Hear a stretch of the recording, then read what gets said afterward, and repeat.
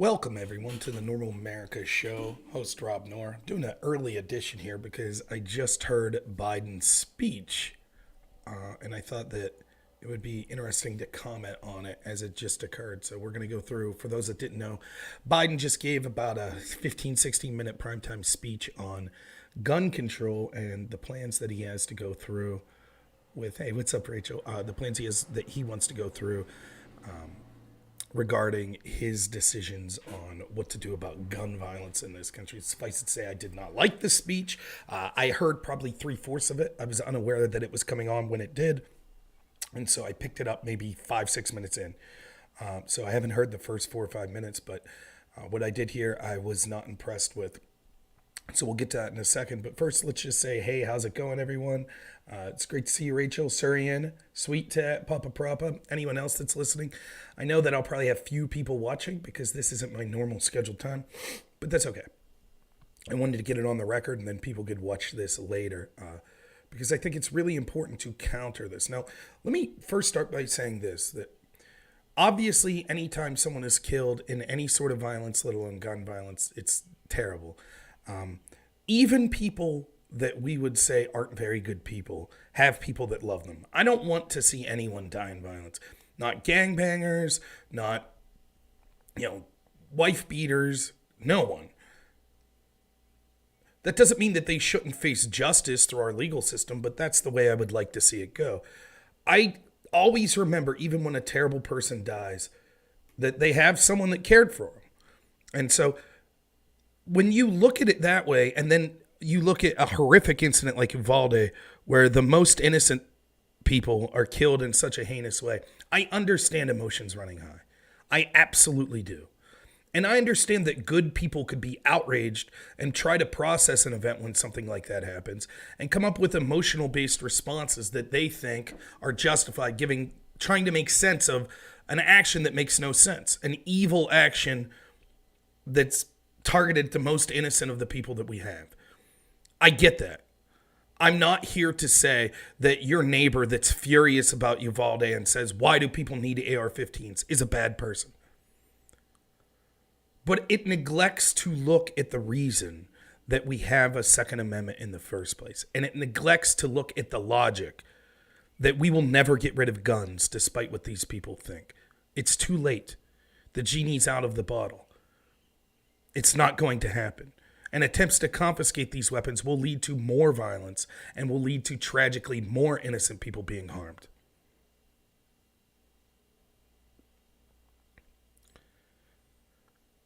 It's hard to take a step back and look at things emotionally. And we've seen disasters that have come as a result of this.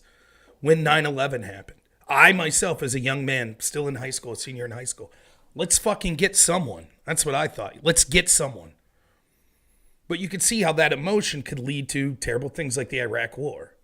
It could lead to the ability to do something for the sake of doing something that ends up not being a good thing.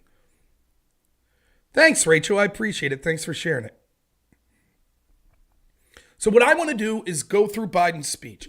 Understand that I think that your neighbor or your friend or your associate or your coworker or your aunt or uncle or your cousin that's like, I don't think people should have an AR-15. I'm not impugning them. Maybe they have bad motives, but probably they're just very emotional about a situation that they saw. And I can't blame them for that. But make no mistake about it, authoritarians and people in positions of power want to disarm people because they are well aware what the purpose of the Second Amendment is. That it is to stand against government tyranny. And much like many of their other policies that they've instituted lately, it is designed to break the back of the American working class. We literally have the President of the United States saying the most radical political organization that he's seen are the people that voted for his opponent. They're trying to create a ministry of truth. They're calling for your censorship. They don't want you to be able to say certain things. Do we really think that if we're disarmed, that they won't take advantage of that to encroach even further? They admitted that they wanted to make people's lives as difficult as possible, that didn't take medications that they pushed. This is the sort of tyranny. They said that they wanted to defund the police as police officers watched people riot. burn down buildings, loot buildings, and in some cases even attack innocent people. Why do you need an AR-15? Ask Kyle Rittenhouse. Because if he didn't have one, he's dead. But let's begin with analyzing Biden's speech. So I'm going to record this also to put just this section up. So I'll reset the stage here and then we'll get going. So President Biden just got done giving sort of his speech, his primetime speech on gun violence. I wanted to cover it, give my thoughts on it, and then move forward on it. So what I'll do is I will put the link out there for people. I'm getting this from PBS on YouTube. It was just the first place I could find it.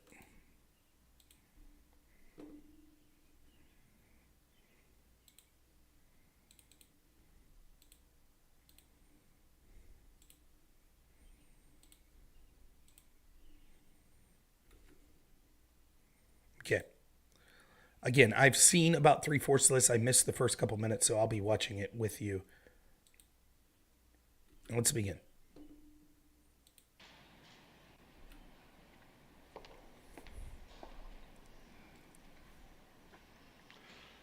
On Memorial Day this past Monday, Jill and I visited Arlington National Cemetery. As we entered those hallowed grounds, we saw rows and rows of crosses among the rows of headstones with other emblems of belief, honoring those who paid the ultimate price on battlefields around the world. The day before, we visited Uvalde, Texas.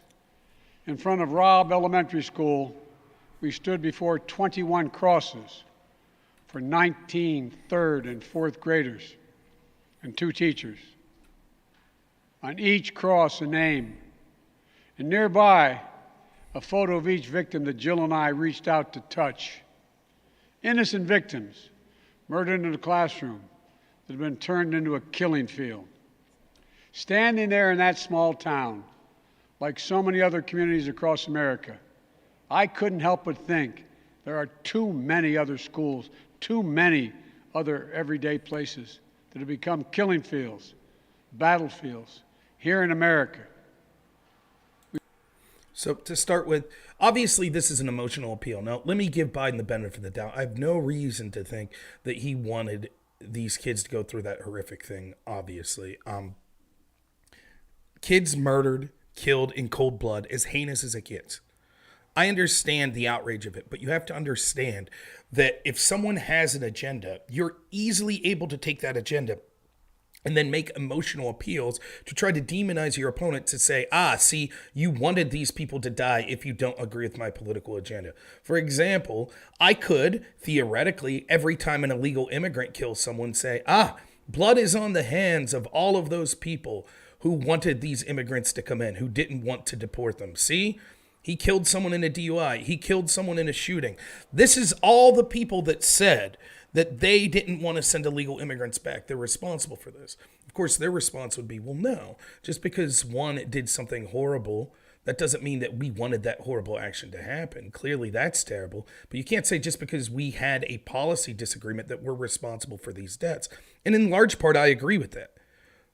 And yet, every time there's gun violence, I get blamed, and people like me get blamed. They understand the importance and the reason for the Second Amendment, for wanting people to have liberty and have rights, which, yes, does mean that there is risk incurred.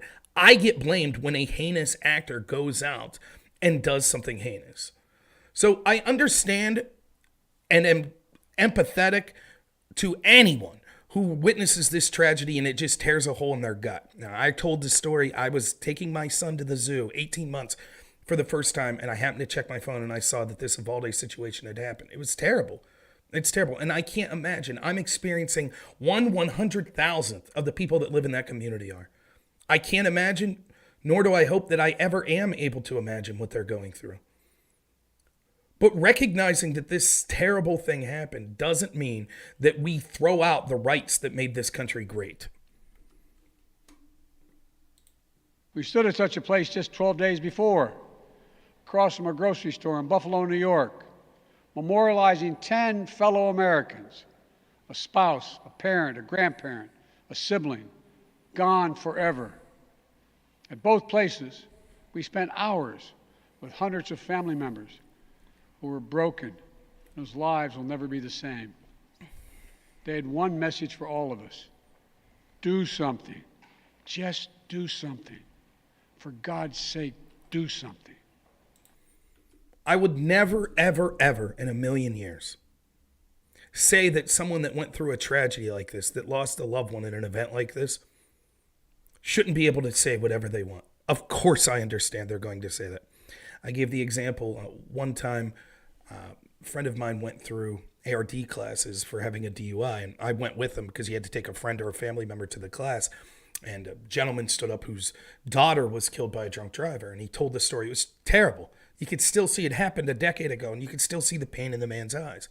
And he finished his statement and his story by saying, "That's why I believe anyone who has even one drink and gets behind the wheel of a car ought to spend 20 years in prison."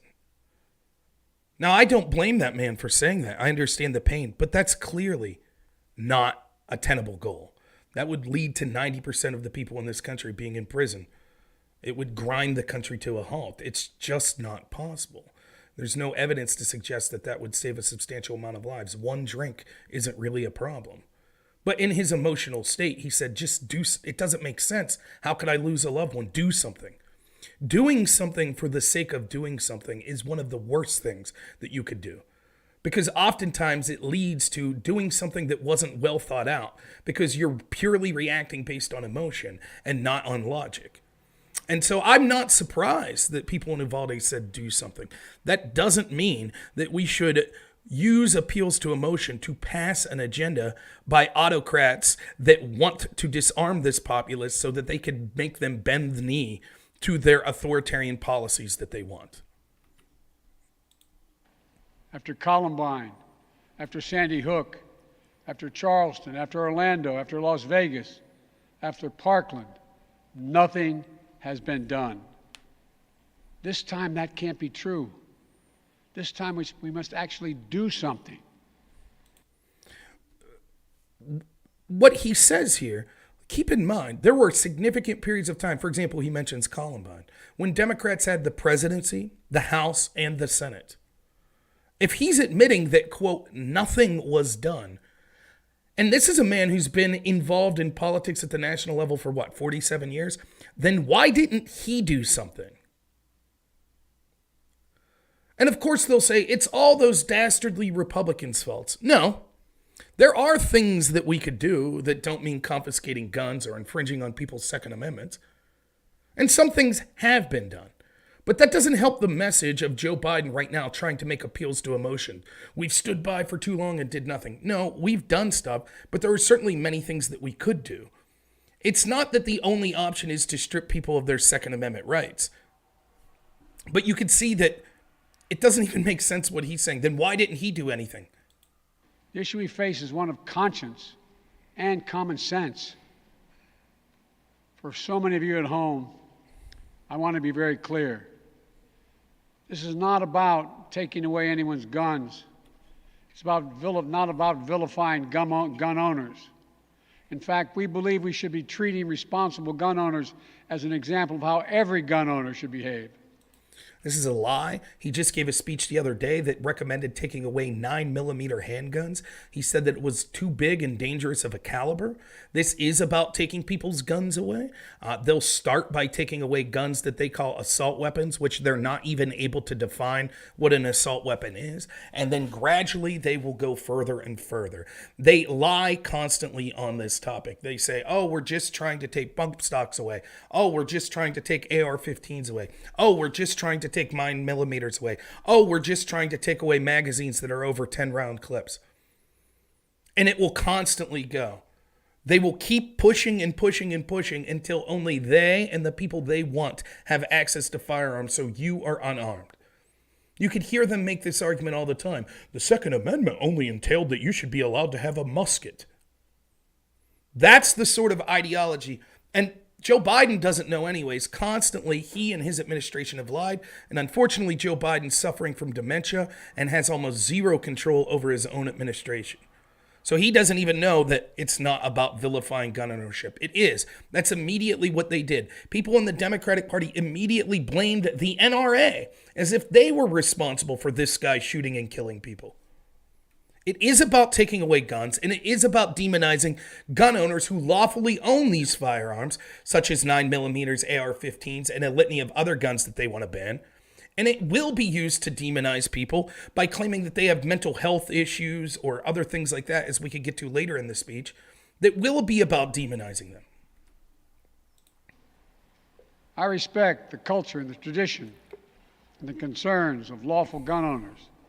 At the same time, no, you don't. As a lawful gun owner, he does not appreciate my concern, which is that the Second Amendment is a bulwark against government tyranny. He doesn't respect that concern. The Second Amendment, like all other rights, is not absolute. It was just as technically true, right? We say that some rights, there is a time for extreme limitations on some of these rights. For example, your right to bear arms stops if you are arrested and you go to prison. You can't take your gun there. Your right to free assembly is revoked if you commit a heinous crime and you end up in prison and don't have a right to free assembly. But what he's saying here is sort of tantamount to the First Amendment. There's limits to it as well. You can't say fire in a crowded theater. Yes, you can say fire in a crowded theater, as the courts have ruled. What he's trying to do is say, well, if there are extreme cases where we could limit, such as you go to prison and you can't have a gun, or you can't have a nuclear weapon or something like that, then we should be allowed to say that you can't have, and then move that threshold. And constantly what is happening is they'll move that threshold. Today it'll be AR-15s, tomorrow it'll be 9mm, then it'll be any gun with with a magazine over 10 rounds, then it'll be with 1 over 6 rounds, then it'll be all handguns except revolvers, then it'll be revolvers, then it'll be long rifles, then it'll be shotguns. That's the direction they're going to go.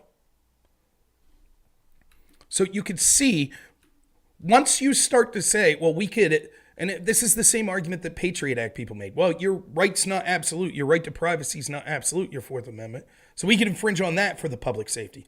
There is none of your rights, as we saw through the COVID situation, that they are not happily ready to revoke in the name of protecting us, protecting grandma, protecting the children. Meanwhile, the very policies that they vote for endanger children. It's a little hard to take from Democrats like Joe Biden that they care about children when they ignored every major health study in almost every other country around the world and said that children should be locked down from schools, which predictably increased death rates of children, harmed children educationally, harmed children emotionally and psychologically. So it's hard to pretend that all of a sudden that this is all about the children. Scalia, who wrote, and I quote, like most rights, the rights granted by the Second Amendment are not unlimited. Not unlimited. It never has been. There have always been limitations on what weapons you can own in America. For example, machine guns have been federally regulated for nearly 90 years, and this is still a free country. Well, if that's true, then how does that explain that we still have gun violence? The majority of gun violence or deaths is actually suicide, the majority of gun deaths. But beyond that, the majority is committed with handguns. As horrible as situations like Uvalde are, and any one incident is one too many, clearly, they're not as commonplace as they would have you believe. It's just that it is used for a convenient political strategy to achieve an agenda that they already had in mind. Instead of looking at the tool, for example, we could look at the person. The majority of mass shootings aren't committed in schools and things like that. Even the majority of gun violence deaths that result from children. Most of it's coming from inner cities. Most of it's coming from gang-related violence. And yet the same party that's now telling us that if you think that law-abiding citizens should have access to that tool, a gun, which is outlined in the Second Amendment, you are responsible for the death of children. Those same people constantly go as easy as possible on the very people that are most likely to be harming the children. Violent criminals Constantly, they push for prosecutors that are easy on violent crime. They push for reform laws that say no cash bail to leave violent criminals back on the street. They allow people to riot, loot, pay lip service to them, and say that it's all part of some social justice agenda, and violence is the language of the unheard. They call for defunding the police, which predictably leads to increased violence, which also affects children in these neighborhoods.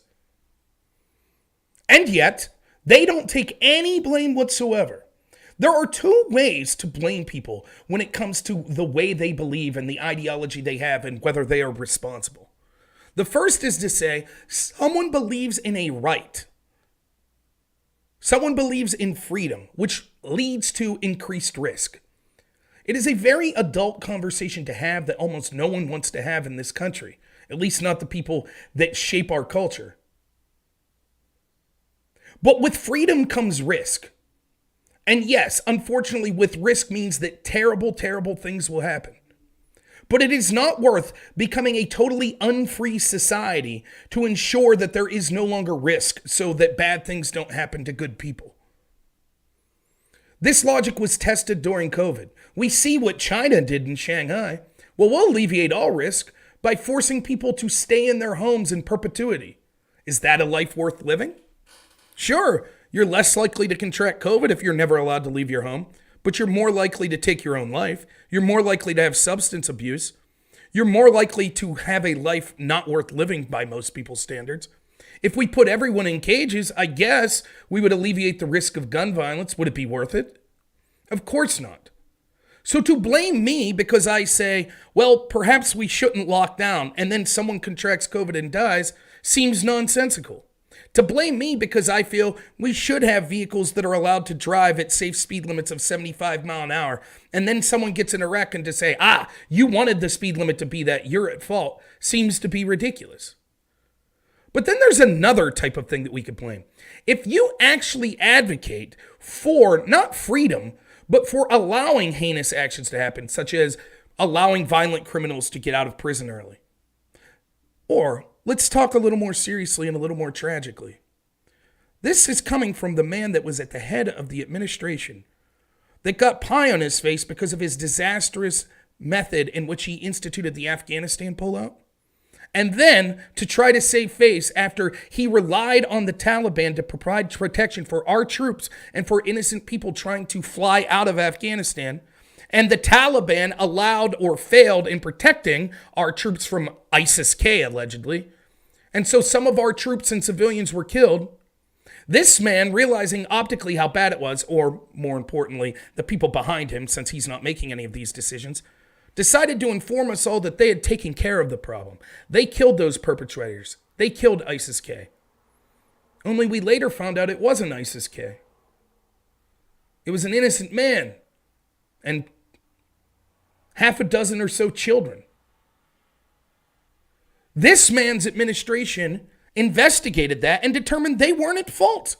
No one was to blame for the murder of those children.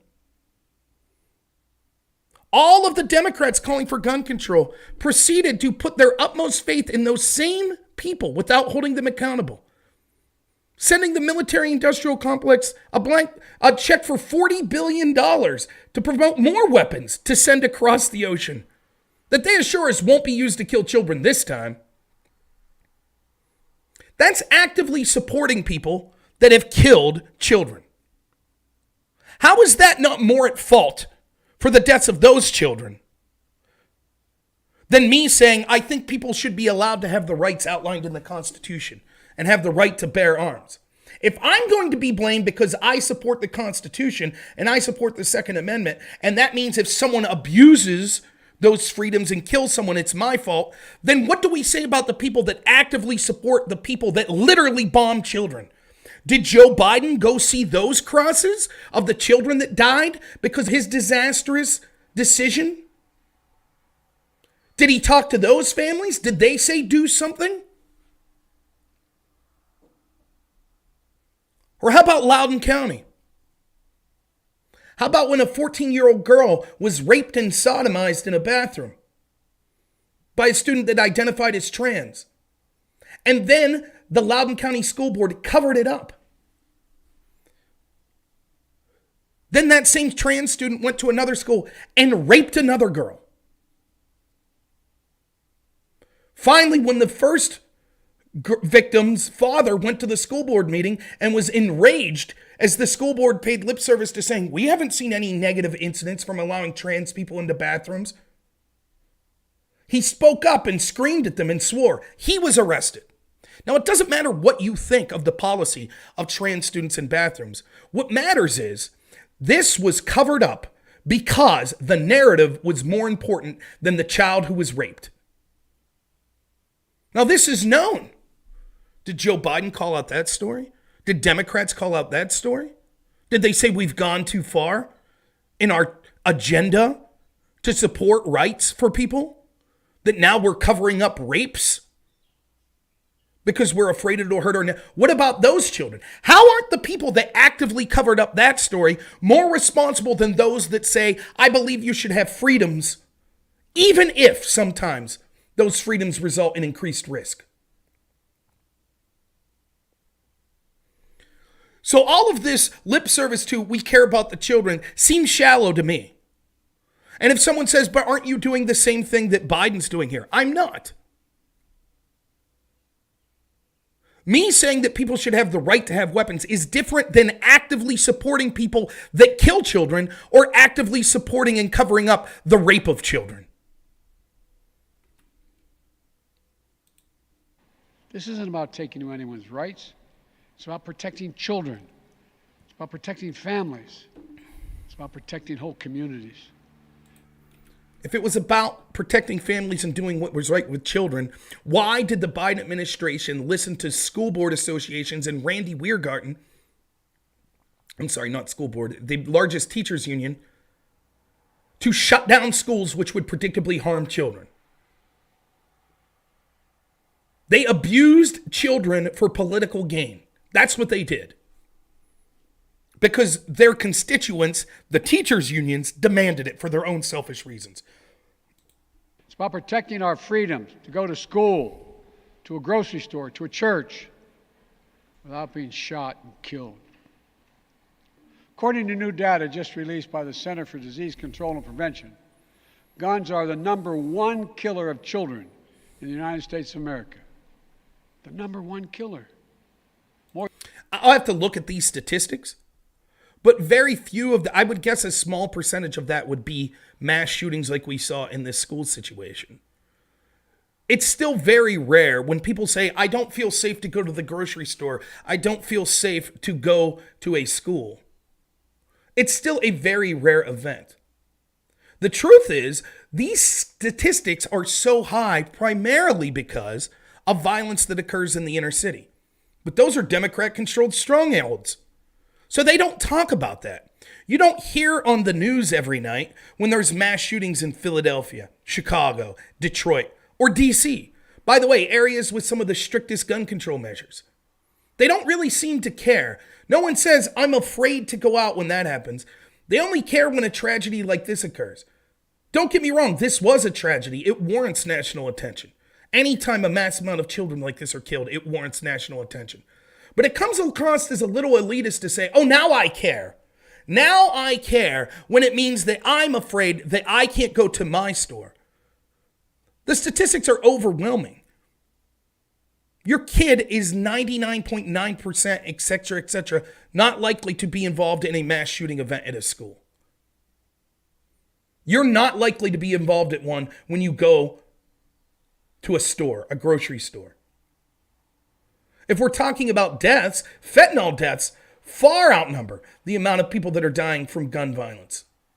And yet, the Democrats and Biden support their open border policies and are doing next to nothing.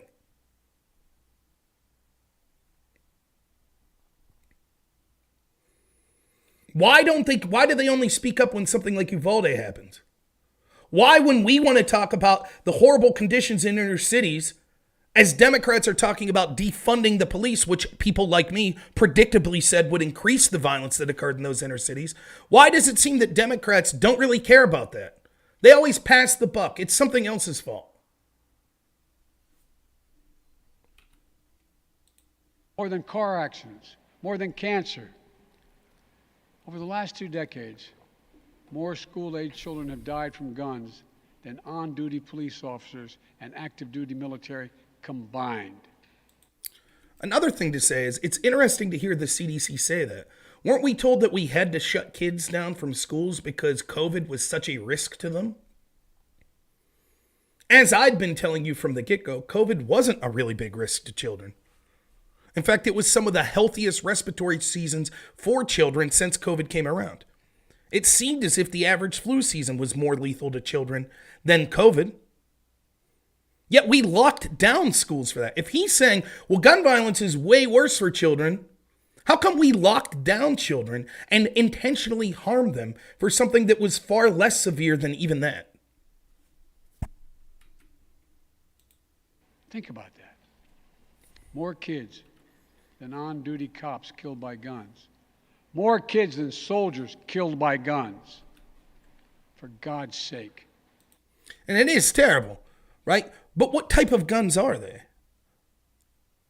If it's about understanding, it's not about taking people's guns away, then what's his suggestion?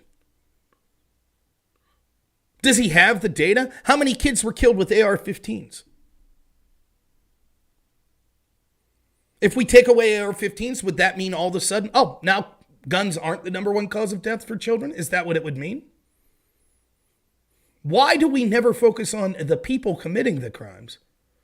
The areas the crimes are occurring. Guns kill people, therefore take away these select guns. But do you have proof that taking away those guns would save the people that you're talking about in a significant way? I've yet to hear that evidence.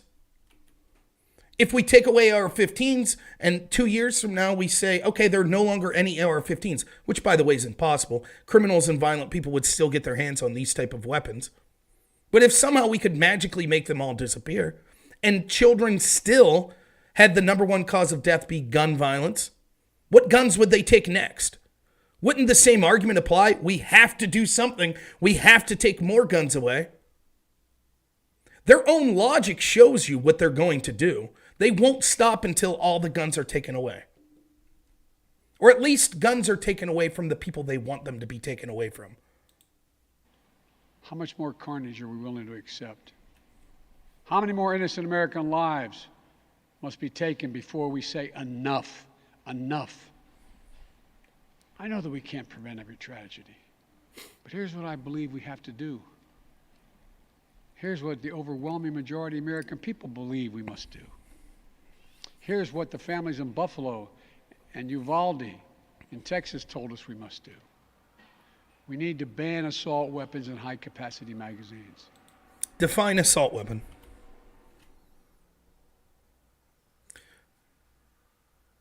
Everyone that talks about banning them defines them in a different way. What do you mean by high capacity? I believe that what they're going to come down with is anything over 10 rounds. The reason we need more than 10 rounds is because people like Joe Biden and his party tacitly endorsed their brown shirts rioting across this country over and over again, and then had the police stand down. That's what they wanted. They wanted to defund the police. They wanted to say that the police shouldn't defend you.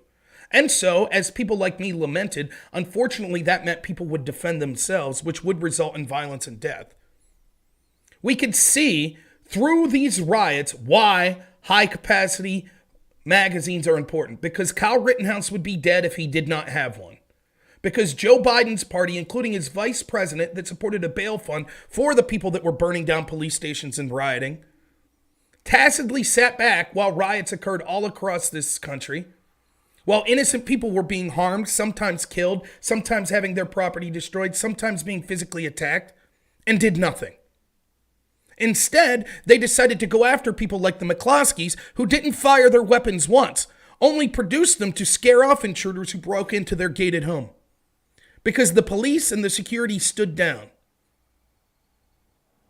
Our government's suggesting a ministry of truth to crack down on anyone who does what they call disinformation. This is coming from the biggest purveyors of disinformation in the country. The establishment, their media goons, etc. To people spreading disinformation like the Biden administration and the mainstream media, people telling the truth are disinformation. They're not trying to silence you because they're afraid you're not telling the truth. They're trying to silence you because they're afraid you are telling the truth. We just saw our neighbors up north suspend bank accounts of people that donated to a protest. We've seen our administration lie time and time again, or our government lie to us time and time again. We're not surveying you, we promise. Whoops, they were. We're not tracking you, we promise. Whoops, they were. We wouldn't spy on a candidate for president. We wouldn't do that. Whoops, they were. We wouldn't claim that stuff's Russian disinformation just to censor a story because it harmed the person we wanted to win. Whoops, they did.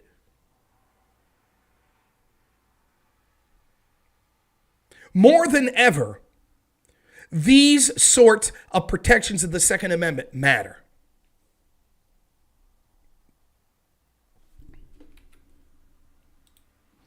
And if we can't ban assault weapons, then we should raise the age to purchase them from 18 to 21.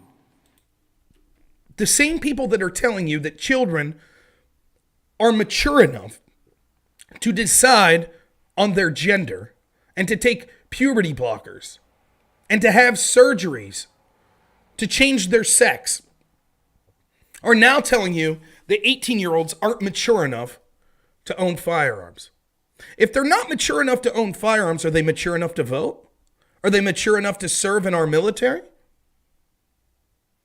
If an 18-year-old commits a murder, should we try him as a child? How can we say that you could be drafted and sent to war in this country, and yet you do not get the full protection of the Second Amendment that someone merely 3 years older than you gets?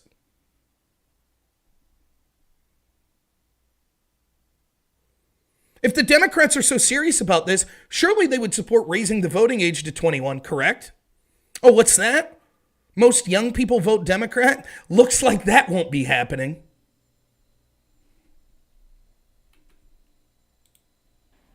Strengthen background checks. Enact safe storage law and red flag laws. Repeal the immunity that protects gun manufacturers from liability.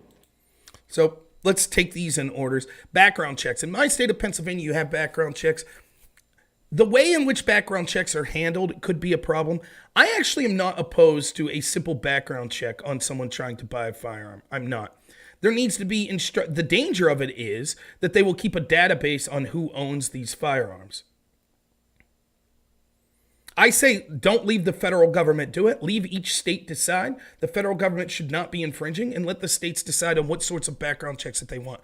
Any attempts to keep a database by our government should result in immediate punishment by any of the people that did that and should be deemed unconstitutional. Red flag laws would be used. The same people that mass report you and try to get you censored. Yeah, I know. We already have massive amounts of background checks as well. The stories you hear that say, I bought a gun online and I was able to buy the same gun online. Ha ha ha. Yeah, you ordered it, and then when you showed up to pick it up, guess what they did? A background check.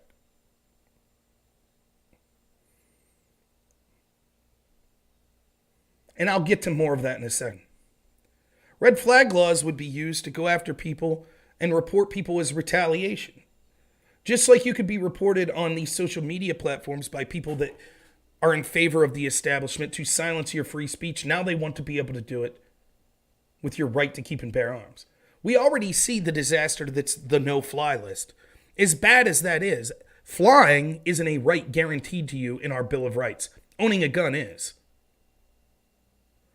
And so, based on no due process, someone could say, I think this person is unstable, and you lose your gun. People that favor this also say that all Trump supporters are unstable and a danger. Joe Biden himself has said it. Trump supporters are the most dangerous political group he's seen in decades. So how far away, just like the conversation we had the other day, is it okay to punch a Nazi? No, because once you say yes, you'll say, and everyone I disagree with is a Nazi.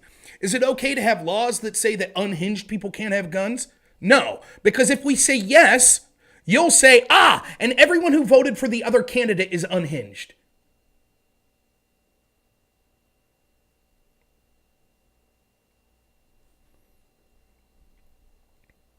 That's what red flag laws would do. This idea of suing gun manufacturers, the protections that gun manufacturers have, is such a joke. Consider this. Let's say in my town where I lived, there was a bottle manufacturer. That was the big job in town. They made bottles for beer companies and things like that. Let's say that someone would take one of those bottles in, say, Wyoming at a bar, and they smash it over the head of someone during a bar fight. And unfortunately, the person who gets his head smashed by that bottle dies. Can we sue this company that made the bottle? That's what Biden and company want. Yes, we all know that every gun by nature can harm and kill. That doesn't mean if some bad actor takes that gun and does that, that these companies are then sued. Who would we sue after the Uvalde shooting?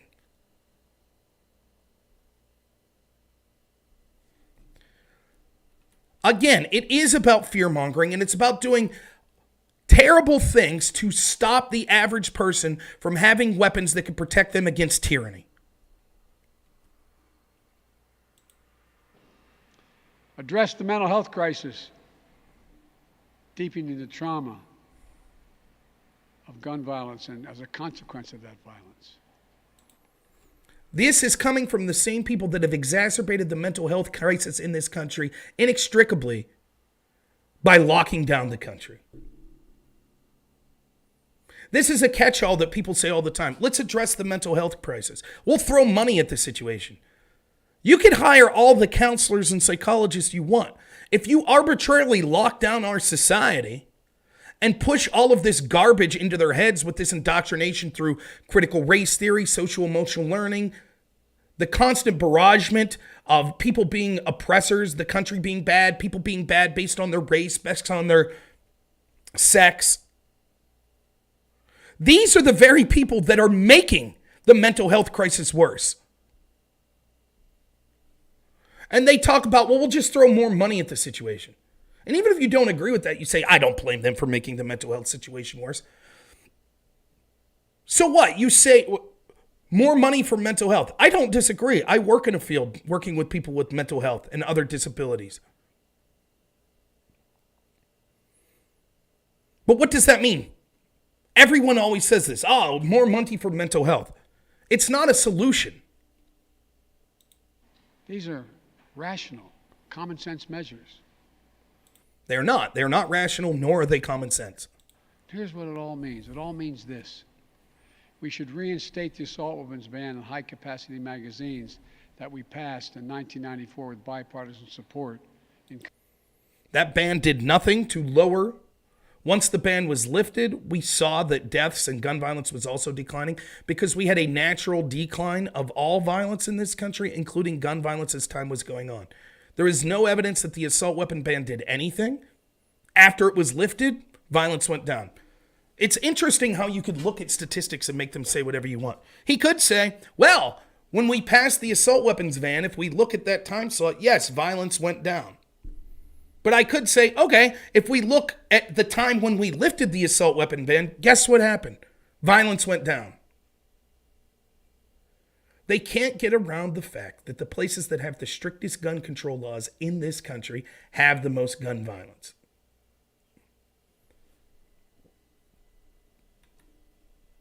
Congress and the support of law enforcement. 9 categories of semi-automatic weapons were included in that ban, like AK-47s and AR-15s. And in the 10 years it was law, mass shootings went down. But after Republicans let the law expire in 2004, and those weapons were allowed to be sold again, mass shootings tripled. Those are the facts. I do not believe that is the truth. I do not believe that at all. I'll have to look up the statistics, but I would like to see that statistics that showed when they lifted that ban that mass shootings tripled. And again, it's interesting how they defined mass shooting. The vast majority of mass shootings are occurring in inner city gang violence, and yet they do nothing to address the root of that problem. They're just like, well, these people that already majoritarily have illegal guns, because most of the people that are involved in these gang shootings already have backgrounds and criminal records that mean that they're not allowed to have access to these guns. And yet it doesn't prevent them from having them.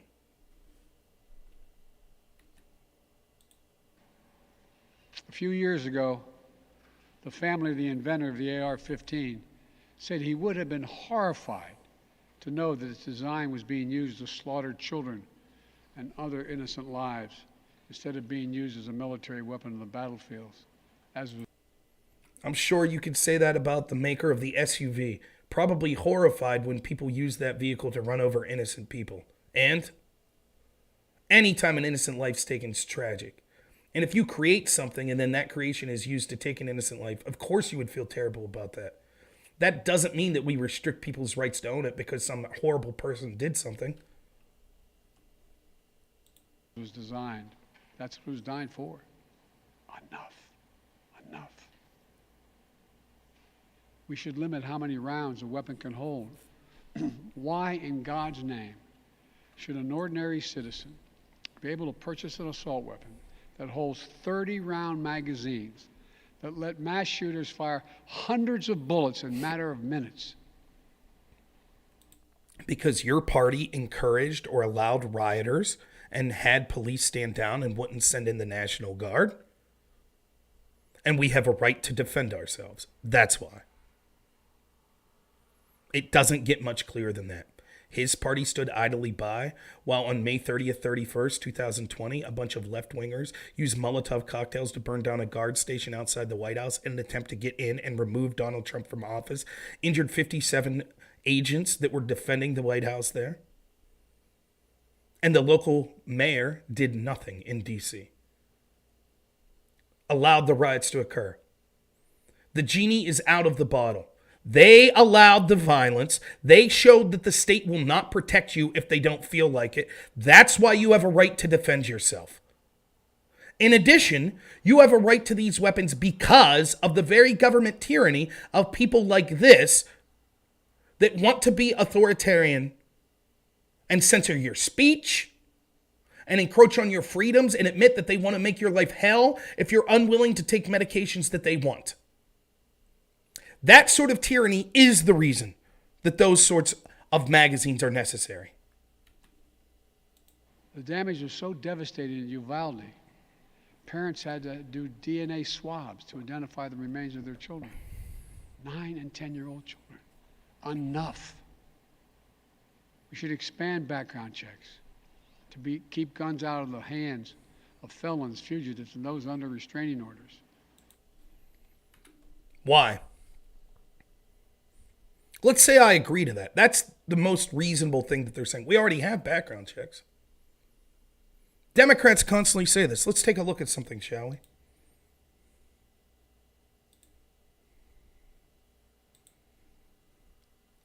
If you lie to buy a firearm, fear not the feds. Your chances of being prosecuted by the Justice Department for falsifying information to illegally buy a gun are almost zero. Reviews by the National Instant Criminal Background Check System in fiscal 2017 led to 112,000 gun purchase denials because individuals were forbidden categories, according to a new report by the GAO. The department's Bureau of Alcohol, Tobacco, Firearms, and Explosive investigated 12,700 of those cases. How many resulted in prosecutions? 12. That's 0.09 of all the cases the ATF investigated. Why are we expanding background checks that would mean that less innocent people could get guns or more of a burden on innocent people when the most heinous of people, those that already have felonies, that we already have laws that say that they can't get firearms, go unpunished when they break the law? It is a felony to knowingly attempt to buy a firearm when you're not allowed to have one. And yet, out of 112,000 times in fiscal year 2017, how many times did the federal government try to prosecute? 12. How about instead of passing new laws, we enforce the laws already on the books? Why is it that it seems that 90% of the mass shootings that are blared across our mainstream media occur from people that were, quote, known to the FBI? If they already know the dangers of these people and do nothing, why would expanding background checks into more law-abiding citizens change anything?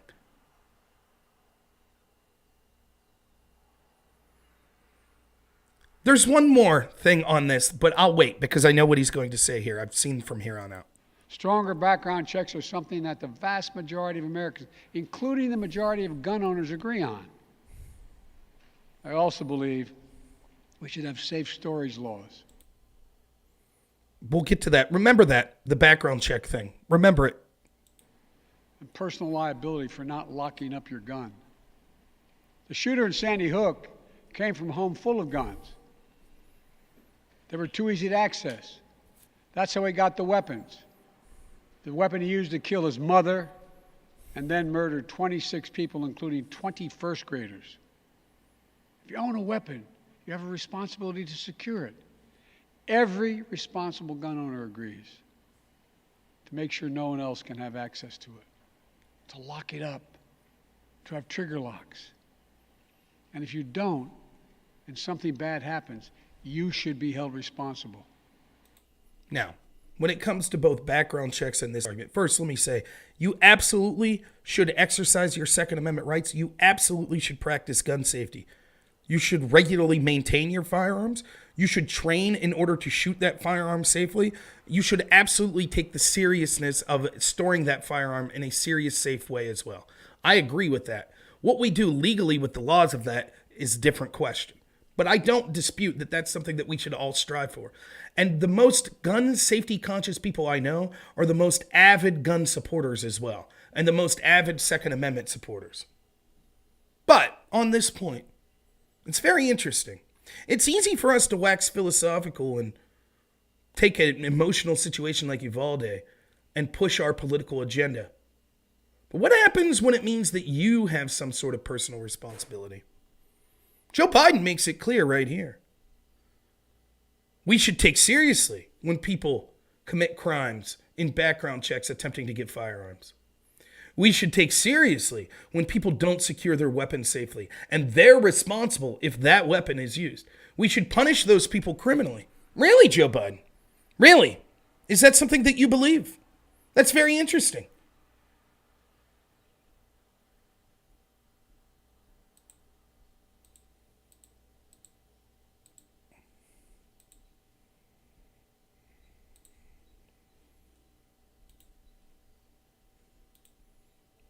One second here. I thought I had something brought up, but...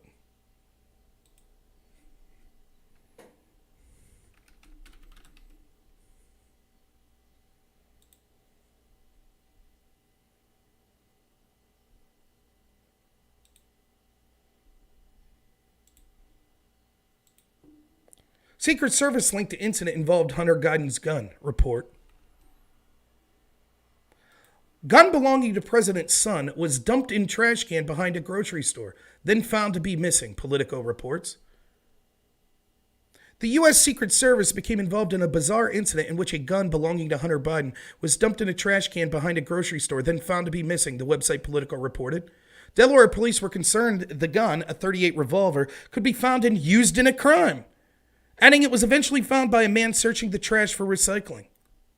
Secret Service reportedly approached the store where the gun was purchased, seeking to obtain all records of the transaction. The owner declined. Hunter Biden's the president's second son. It reportedly happened in late October 2018.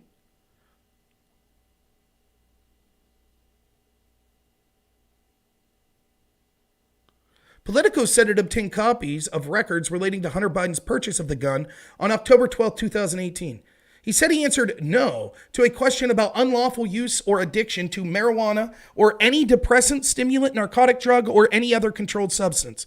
5 years earlier, the website said, he had been discharged from the U.S. Navy Reserve after testing positive for cocaine, and he and his family members have spoken about his history of drug use. Lying on the form is a felony, though prosecutions for it are exceedingly rare. Isn't that interesting? He stands on the graves of dead children, lecturing to us, while his very son committed the very crimes that he says are serious enough to change our national policy. You, the law-abiding gun owner, must pay more severely, must have your rights restricted, because people like his son that commit felonies and lie on background checks and then are unsafe with their guns, which could result in the deaths of innocent people, get off scot-free. Because people like Hunter Biden exist, because they are felons, because they behave irresponsibly and lying with these sorts of things, you, me, and the rest of the American people that are law-abiding now must pay the price. Who is this man to lecture us when he said nothing about his very son? Would he be willing to say, yes, his son should be prosecuted for violating these laws? Or is he just going to say, no, we need to create more laws, that our two-tier justice system will continue to allow the most violent people and the people that the Democratic Party want to be out there and doing these things to have access to these firearms? Why would we trust anyone whose very family member violated the very laws and principles that he's enforcing on the rest of us, and this man did nothing about it, said nothing? Why would we trust him? Why would we trust this administration to apply that law in an even-handed way?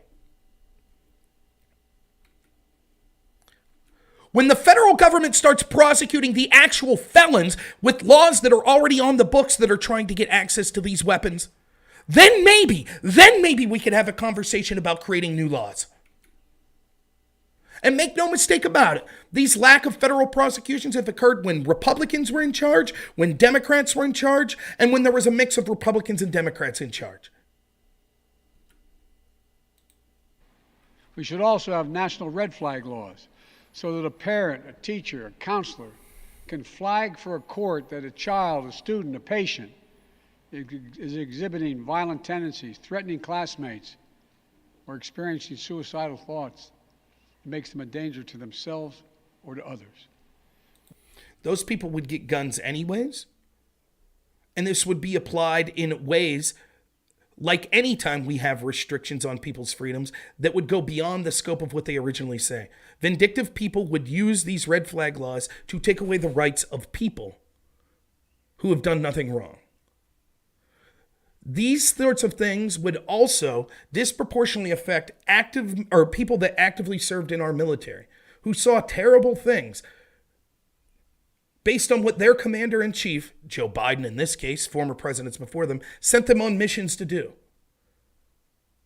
Those Americans that we should be celebrating the most. And because they saw terrible things, regardless if you agree with the situations they were sent into, they went. They saw the things. They come back. They're distraught over them. And they would be the people that would suffer the most, that would no longer have access to firearms. And they're probably people that appreciate the reason for having access to these firearms more than any of us. The net result of this would be less people getting mental health care.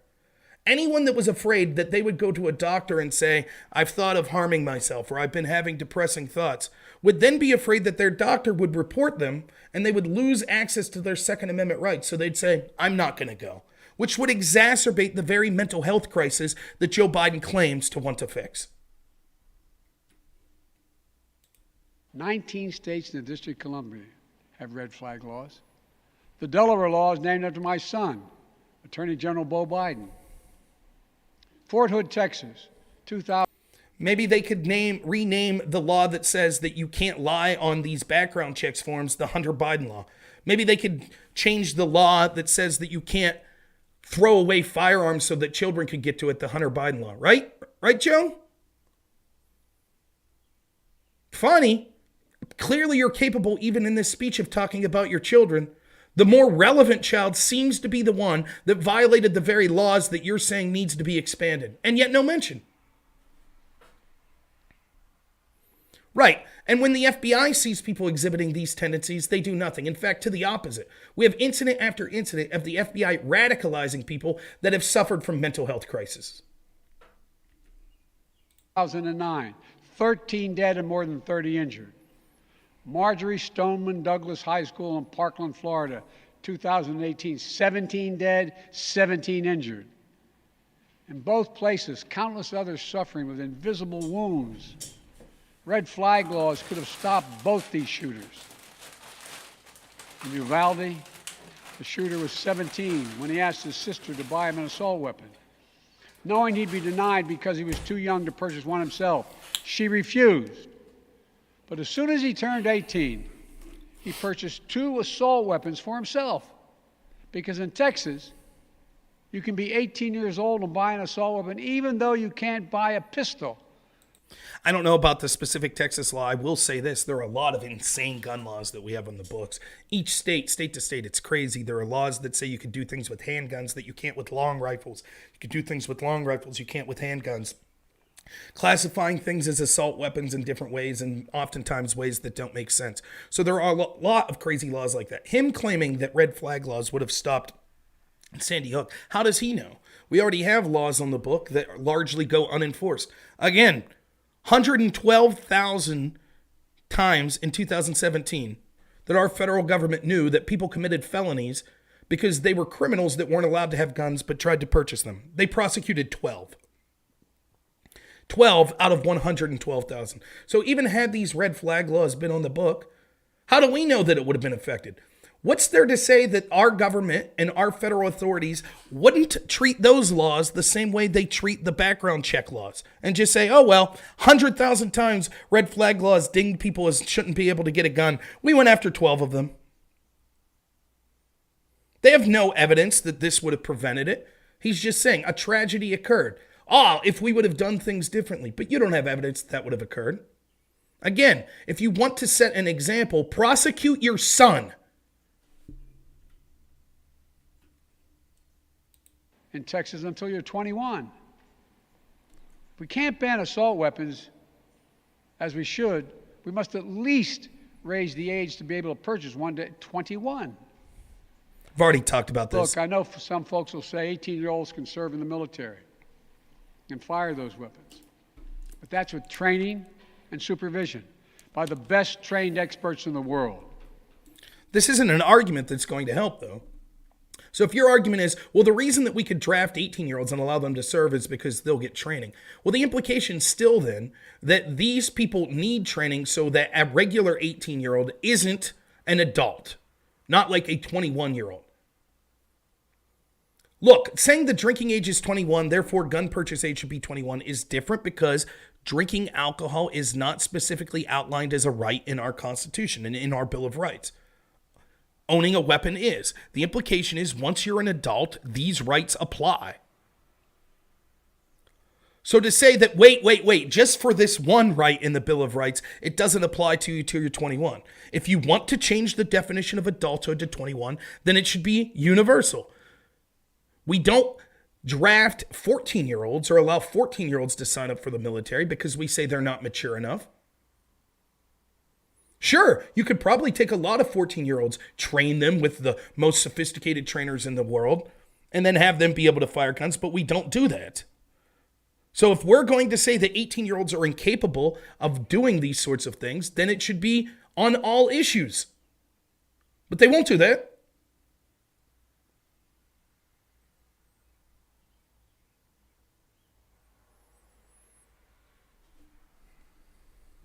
They won't. I'm open to a discussion of raising the official age of adulthood till 21. There are pros and cons of it. I'd probably be against it at the end, but fine. If you're going to do it for everything. They won't do it. That would cost them votes. Don't tell me raising the age won't make a difference. Enough. Let's see the data. Let's see the data. Yes, we had a horrible situation in Uvalde. Does the data suggest that 18, 19, 20-year-olds are purchasing, quote, assault weapons, and that's leading to a huge uptick in deaths? Let's see it. My guess is the majority of those deaths occur through handguns. Probably the majority of them through handguns that they legally weren't allowed to have.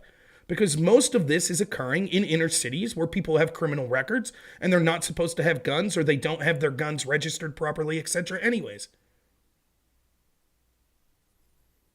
So what evidence is there if we say, okay, you can't purchase an AR-15 till you're 21, that would significantly diminish the amount of people dying? I'd be interested in seeing it. But it doesn't matter. They're not actually interested.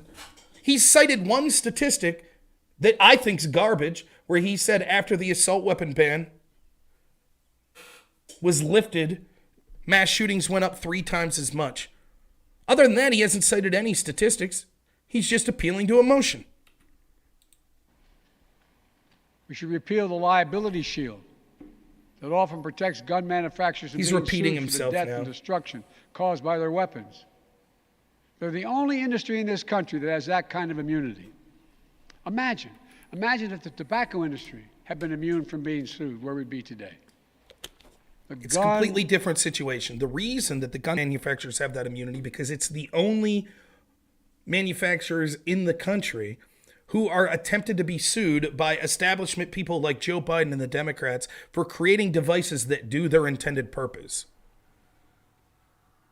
We wouldn't sue Ford because you drove a Ford, got drunk, wrecked, and killed someone, and then the family of the person who died said, "We're suing Ford. Did you know your vehicle was extremely heavy and capable of driving at high speeds?" Well, yeah, that's what automobiles do. That's what cars do. That's every car. Nonetheless, that's responsible for the death of our loved one. So we're suing you. They don't do that. They might sue a car if it wasn't safe, if it didn't operate as intended. But you wouldn't sue a car for working as intended. Gun manufacturers are the only industry in which prominent people are trying to sue for having devices that work as intended. Just because someone uses that intended purpose for a heinous, evil act doesn't mean that the gun manufacturer is responsible. That would be like suing the microphone producer of my microphone if I say something terrible that results in someone going out and harming someone. That microphone allowed Rob to broadcast that hateful message. We're suing the microphone company. So the shielding is saying you can't sue them because it worked for the intended purpose.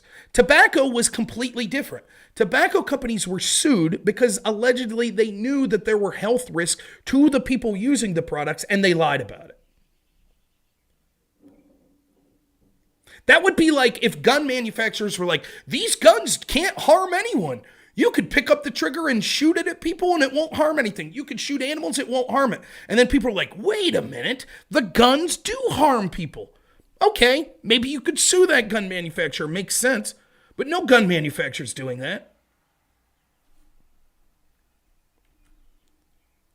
Industry special protections are outrageous. It must end. And let there be no mistake. Now do Pfizer. Can I sue Pfizer if I have adverse side effects from a vaccine? Just curious. Or are those special protections there for them as well? About the psychological trauma that gun violence leaves behind.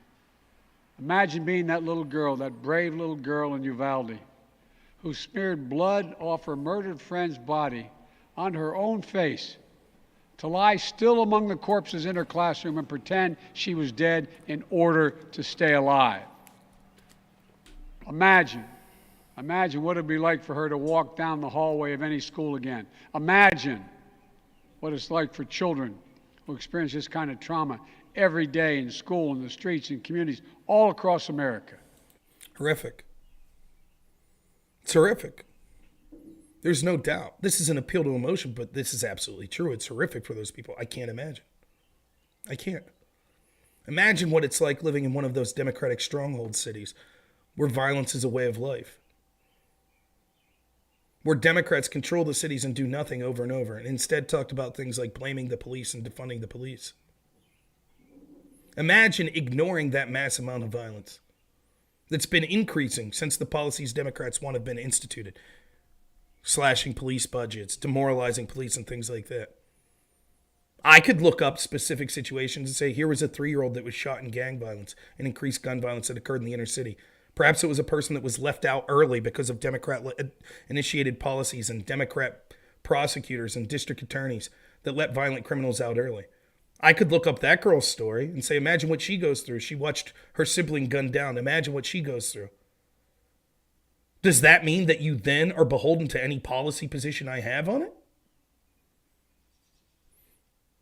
Although it is despicable and terrible and horrifying to think about what these kids went through that witnessed that. I will not be shamed into saying that means that somehow these Democrats that have exhibited over and over in the past years that they don't give a shit about children at all. They didn't give a shit about locking them down to help their teachers union pals, even though all signs showed it was ridiculous. They didn't give a shit about the mass of children being harmed in gun violence in inner cities and areas where they controlled. And they certainly didn't give a shit where a 14-year-old girl was raped in Loudoun County, and because it affected the narrative, their trans narrative, they covered it up.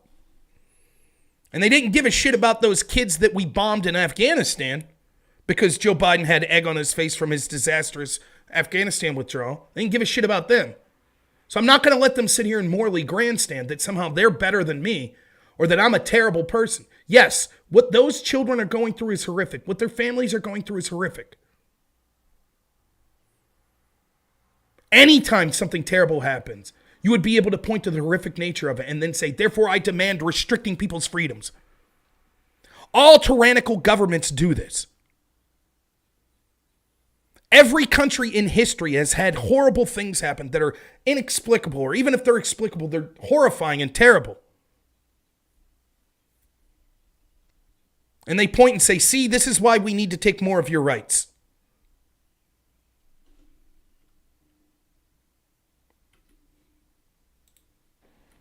Imagine what it's like for so many parents to hug their children goodbye in the morning, not sure whether they'll come back home. Unfortunately, too many people don't have to imagine that at all. Even before the pandemic. Imagine what it's like for parents in Yemen that have lost children because of the war that the U.S. has sanctioned that Saudi Arabia is commissioning. Imagine the parents that lost children because of our disastrous policies in Libya. Imagine the parents of those children in Afghanistan that Joe Biden's administration bombed. Okay? Now, if I say that, do you think that these people, these Democrats and people like Joe Biden will go, you're absolutely right. We have blood in our hands. My God, we have to do something. What should we do, Rob?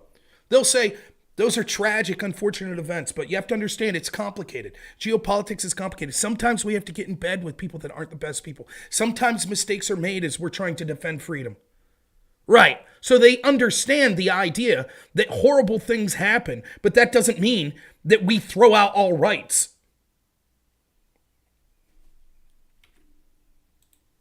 Young people were already hurting. There's a serious youth mental health crisis in this country. We have to do something about it. That's why Shall we look at the mental health crisis before and after lockdowns? Interesting that now that's something that they care about all of a sudden. When people like me were saying, my God, locking down these schools, locking down these children, this will be horrific. Suicide rates are going through the roof for young people. It'll be horrific. It fell on deaf ears from Dr. Fauci and Joe Biden and the Democrat-controlled media and all of these people. Now all of a sudden the mental health crisis is something worth talking about. Who knows? Could lockdowns and things like that and the terrible 2 years we've had under these COVID lockdowns and restrictions contributed to the mental health deterioration of this guy in Uvalde? Perhaps. Should I be up here grandstanding saying blood is on their hands?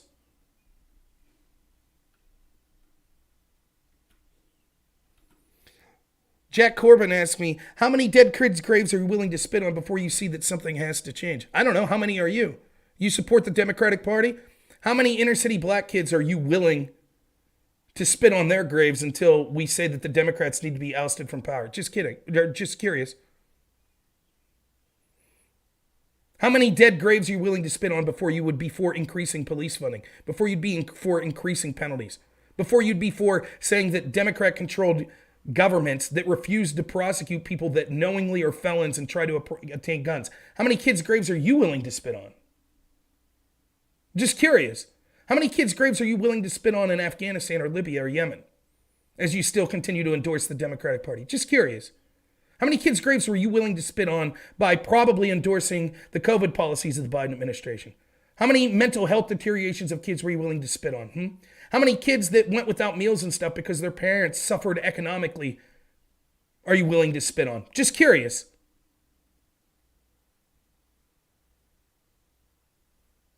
I bet you still support this administration, don't you?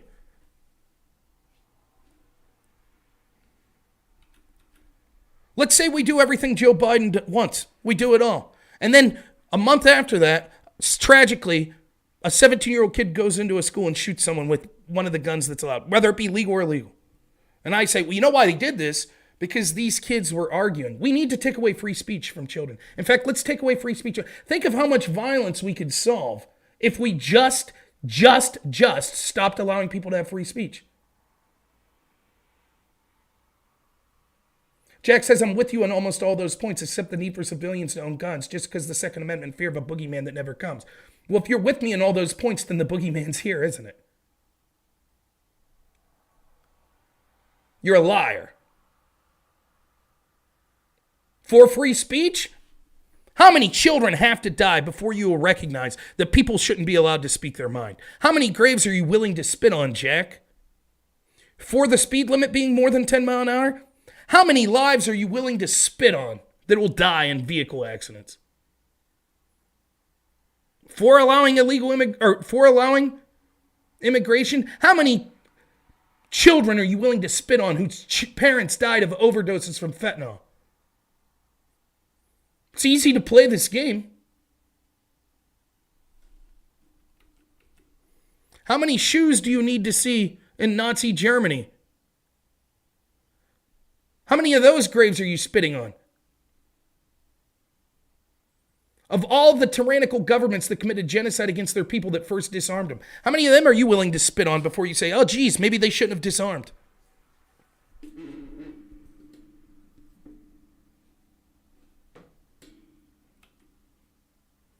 Mental health is the heart of my unity agenda that I laid out in the State of the Union address this year. We must provide more school counselors, more school nurses, more mental health services for students and for teachers, more people volunteering as mentors to help young people succeed, more privacy protection and resources to keep kids safe from the harms of social media. This unity... Well, they had to throw that in, right? What's that? More privacy protections? Rich coming from a federal government that routinely spies on all of us. More privacy protections for kids. Great, privacy is important.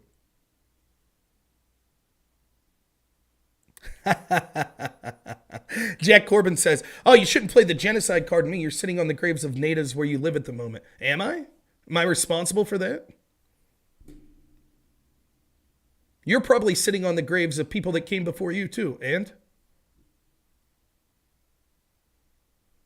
Here's a guy that says, let's listen to, let's take Jack's beliefs here. On one hand, he says, I agree with you that our government tyrannically harmed children in Afghanistan, in Yemen, in Libya. I agree with you that our government tragically harmed and led to the deaths of children with COVID lockdowns.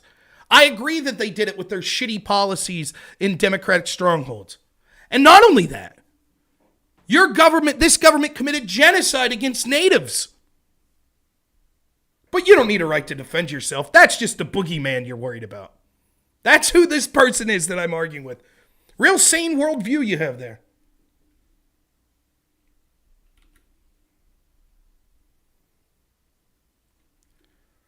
Harms of social media. What he's saying there, this is another push for his ministry of truth. And let's ban things that are disinformation. It's clear to see this will be the next line that's used. Children are also dying because of harmful things that are said on social media. So we need to ban disinformation and violence on social media. And what does that really mean? Go after the ultra-violent Trump supporters who we think's the most extreme agenda ever. So I'm glad to see, while saying that your Second Amendment means nothing, he'll also pay lip service to your First Amendment meaning nothing as well. The agenda won't fully heal the wounded souls, but it will help. It matters. I just told you what I'd do. The question now is, what will the Congress do? The House of Representatives already passed key measures we need. Expanding background checks to cover nearly all gun sales, including at gun shows and online sales. Getting rid of the loophole that allows a gun sale to go through after 3 business days, even if the background check has not been completed.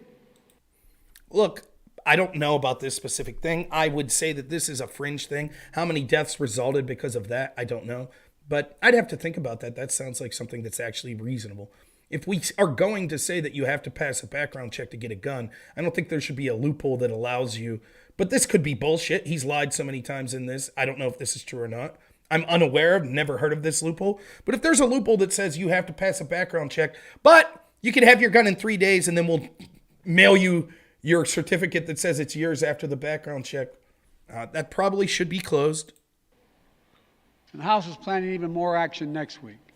Safe storage requirements, the banning of high capacity magazines, raising the age to buy an assault weapon to 21, federal red flag law, codifying my ban on ghost guns that don't have serial numbers and can't be traced. The ghost gun thing's a misnomer anyways. And what would the ban be anyways? I mean, we have 3D printing that's coming. Our children's generation will be able to print pretty much any sort of simple tool like a gun that they want. What are you going to do?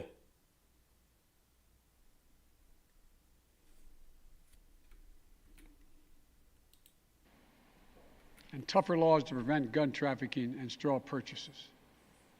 This time, we have to take the time to do something. And this time, it's time for the Senate to do something.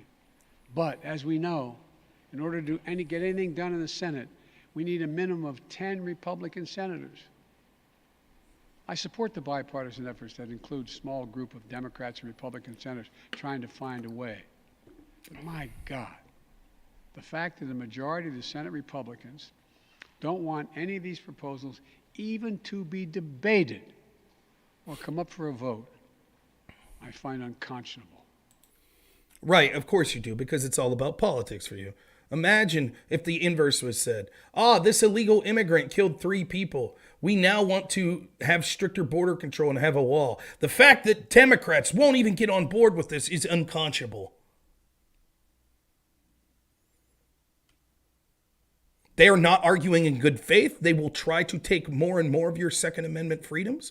You should put a line in the sand and say you will not pass, you will not infringe on these rights any further, because you have exhibited the fact that you are willing to be tyrannical, that you think we are the enemy, you think we are extreme merely because we didn't vote for you. You've said it over and over. You have created mental health crisis. You have treated people, you have admitted that you treated people that didn't agree with what you wanted them to do medically. You made their lives as difficult as possible to try to force them into things. You have created a ministry of truth designed to censor people that disagree with you. You have told police to stand down or encouraged police to stand down and paid lip service to or ignored violent criminals that were rioting and attacking innocent people over and over. And you've gone after the people that have tried to defend themselves. You called a man in Kyle Rittenhouse that defended himself from this mob that was trying to kill him. You alluded to the fact that he was a white supremacist and impugned him even before the trial. That's why it should be non-negotiable. We can't fail the American people again. Since Uvalde, just over a week ago, there have been 20 other mass shootings in America, each with 4. Isn't it funny how they play this game? Yeah, there's a lot of mass shootings. Want to see a picture of what they look like? We keep being told it's white supremacy. Spoiler alert, that's not what it looks like. Most of it's inner city gang violence. What are you doing again? Don't you run the show there? Now, I don't know if someone says that's a lie. I don't know if there's been 20 mass shootings or not. Don't know. But I'll guarantee most of them are in places like Chicago, Philadelphia, Detroit, D.C. that have the strictest gun control laws. Almost all of those done by guns that are illegal. Or illegal for those people to have.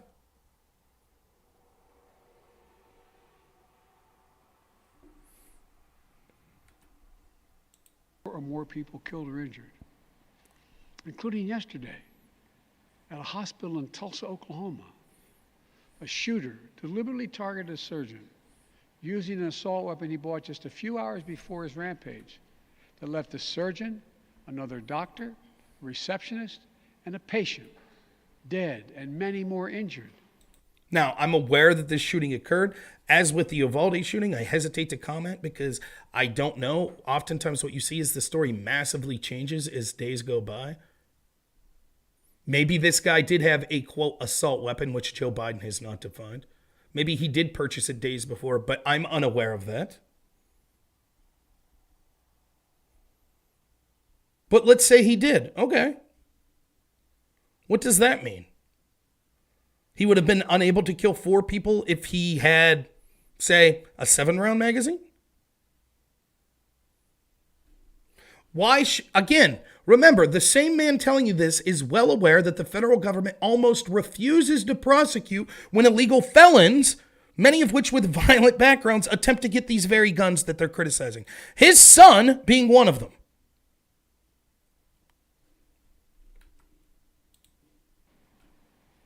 That doesn't count the carnage we see every single day. It doesn't make the headlines. I've been in this fight for a long time. I know how hard it is, but I'll never give up. And if Congress fails, I believe this time a majority of the American people won't give up either. I believe the majority of you will act to turn your outrage into making this issue central to your vote. Enough, enough, enough. Right, and there he gives the game away. That's what this is really about. Let me put my Biden hat in a minute. I've failed our country in every possible way, economically, foreign policy-wise, culturally, with the scandals that I'm involved in. I have a record low approval rating, despite the fact that almost every major mainstream outlet, entertainment industry, and social media company carries water for me. And yet still I'm hitting rock bottoms that every day surprisingly seem to go lower and lower. I just admitted the other day that I didn't do shit about the baby formula crisis until April, despite the fact that it was showing up in January. I am a failure of a president in every way, and everyone can see it. So, hey, here's an issue that I think I could win on.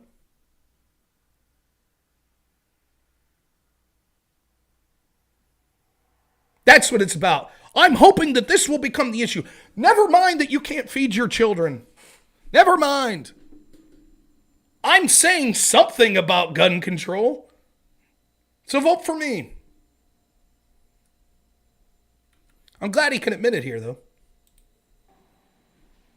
Over the next 17 days, the families in Uvalde will continue burying their dead. It will take that long in part because it's a town where everyone knows everyone. And day by day, they will honor each one they lost. Jill and I met with the owner and staff of the funeral home, as being strong to take care of their own. And the people of Uvalde mourn as they do over the next 17 days. What will we be doing as a nation? Jill and I met with the sister of the teacher. Good question. When the people of Philadelphia, Chicago, D.C. mourn for years and years and years, when they mourn after the whole defund the police thing has led to increased homicides in those communities, what were you doing, Joe Biden? What were the Democrats doing? Hell, for that matter, what were the Republicans doing? I guess their lives didn't matter. Every death is tragic, and this situation was horrific. But if we're just looking at the numbers, more children have died in those situations, in those inner cities, over a greater period of time. What were you doing then? You didn't care. You're still not talking about it. You tell us that we can't talk about those problems. It must be the police. We can't identify actual things that might be contributing to those problems. We can't look at the groups of people that are committing that violence and saying, why is this occurring? What can we do to change it? We can't increase law enforcement going into those areas or increase policies.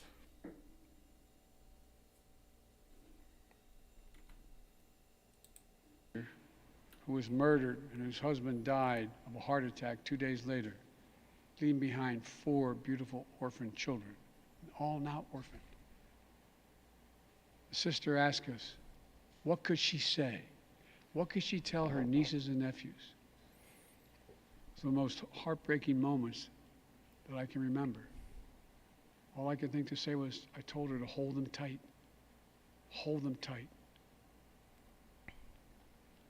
After visiting the school, we attended Mass at Sacred Heart Catholic Church with Father Eddie. In the pews, families and friends held each other tightly. As Archbishop Gustavo spoke, he asked the children in attendance to come up on the altar and sit in the altar with him as he spoke. There wasn't enough room, so Mom and her young son sat next to Jill and me in the first pew. And as we left the church, a grandmother who had just lost her granddaughter passed me a handwritten letter. It read, quote, erase the invisible line that is dividing our nation, come up with a solution, and fix what's broken, and make the... Two things. I don't doubt that this happened, and it is tragic. I will never, ever, if these the families of the victims say take all guns away, I'll vehemently disagree with them. But you won't hear me shit on someone who went through that. If it was me, I don't know what I would say. I'll never understand that pain. I hope none of us ever have to understand that pain. So I don't judge them for what they're saying. But I have to wonder, what did the families that went to church service in Waukesha say after a black supremacist ran their community over with an SUV? Did they talk to... Oh, that's right. Joe Biden didn't go there. That didn't help his political agenda. So those families, we have no idea what they said in their church meetings, do we? Interesting, right? It's great.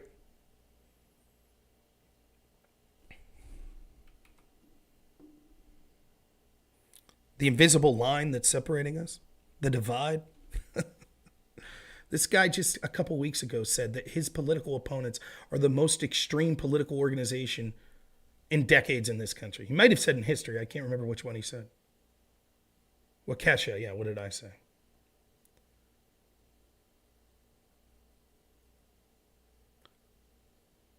These people continue to demonize. I listen to left-wingers like Vosh say, he wants a world where left-wingers shoot at Patriot Prayer people that are lawfully opening carry. That's the world he wants. It's kill or be killed, he says. We constantly hear how if you voted for Trump, you're a racist, you're a 10-tooth rube, you're a xenophobe, you're a bigot, you're a Nazi. He said the reason he ran for office was basically Trump said Nazis were good people. A lie. And he's the guy that's going to... The same shit with Obama. Hillary said that 50% of the people that were not voting for her were racist, were deplorables. They treat us like shit every day. They treat us with contempt. And they're gonna be the ones that bring us together. Their version of bringing us together is just silencing all the opposition. Now we're all together. Please. I'm tired of hearing about Democrats bringing us together. They've become more extreme and advocate for more and more extreme things to their opponents. So no, he's not bringing us together. I'm sorry, the guy that just said I belong to the most dangerous political group in the country doesn't get to lecture me on the need to come together. Changes that are necessary to prevent this from happening again. End of quote. My fellow Americans, enough. Enough. It's time for each of us to do our part. It's time to act.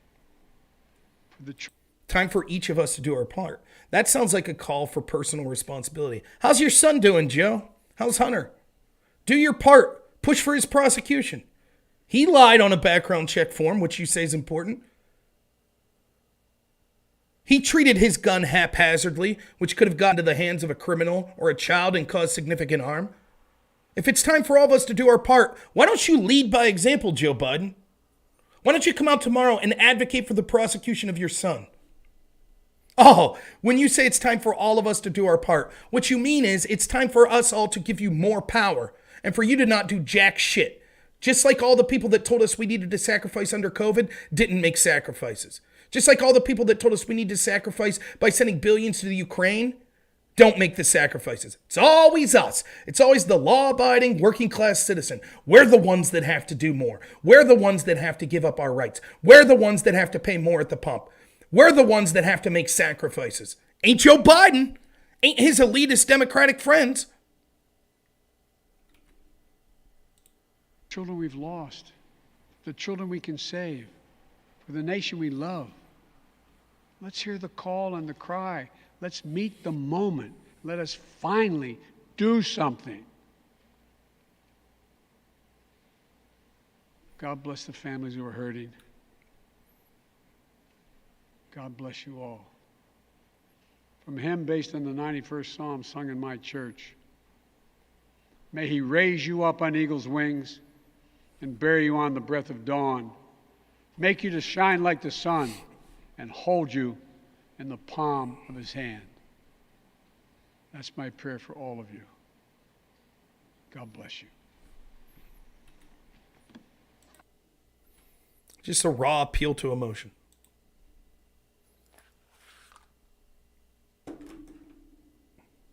That's all it was. I cannot stress enough. The government does not enforce the laws on the book because they're not interested in keeping guns out of the hands of those that are most dangerous.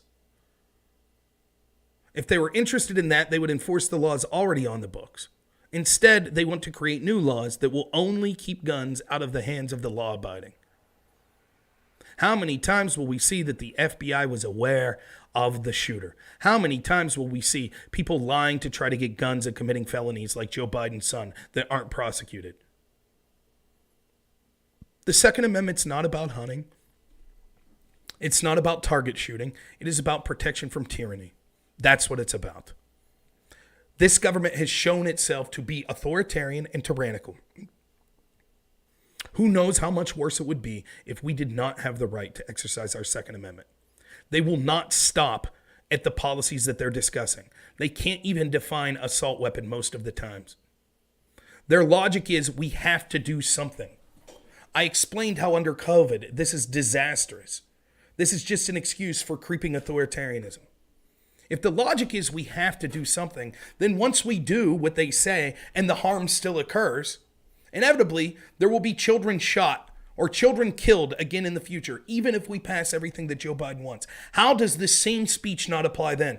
How can we sit on our hands? These children died. It's a horrific situation. We have to go further. It'll never end.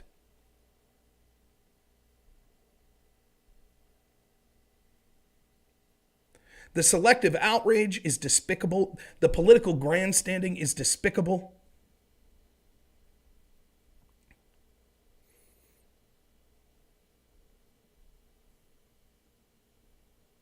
The man who was in charge of the administration that just bombed and killed children because they were embarrassed because they relied on the Taliban, who was our sworn enemy and the reason that we had to be in Afghanistan for 20 years, to be our protection, and then got egg on his face when it didn't work out, so he bombed a bunch of children and was only caught because we have citizen journalists and we have free speech online, even as limited as it is on many of these platforms.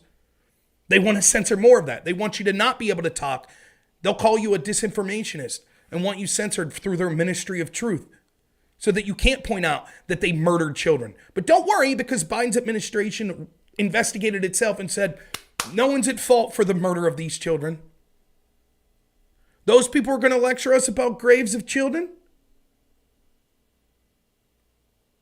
Oh, I'm sorry, I personally ordered the murder of children and found myself to be innocent of it. But you have blood in your hands because you appreciate the Second Amendment. I'm going to listen to the guy who doesn't have a word to say about his son exhibiting all of the worst things that he just complained about. Background checks being important. His son lied on one. Gun safety being important, and we should go after the person that doesn't secure their gun because it's dangerous, like his son. Don't have shit to say about it, though.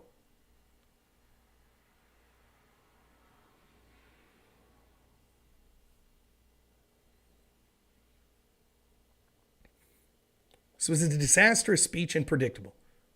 And yes, it's about tyranny, but it's also about trying to change the national conversation because Biden and the Democrats have been an unmitigated disaster since they've been elected.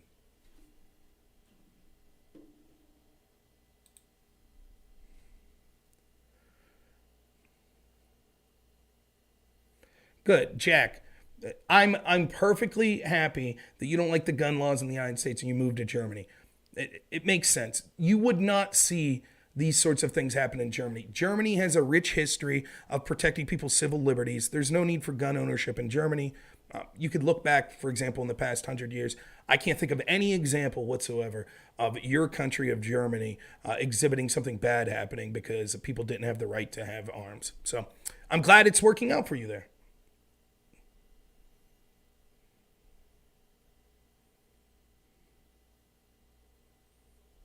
Good stuff.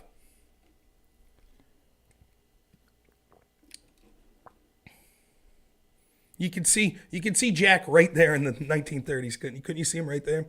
Guys, why do we have these ridiculous firearms for? Just give them all away. Sure, this current government's not the best, but they wouldn't do anything extreme.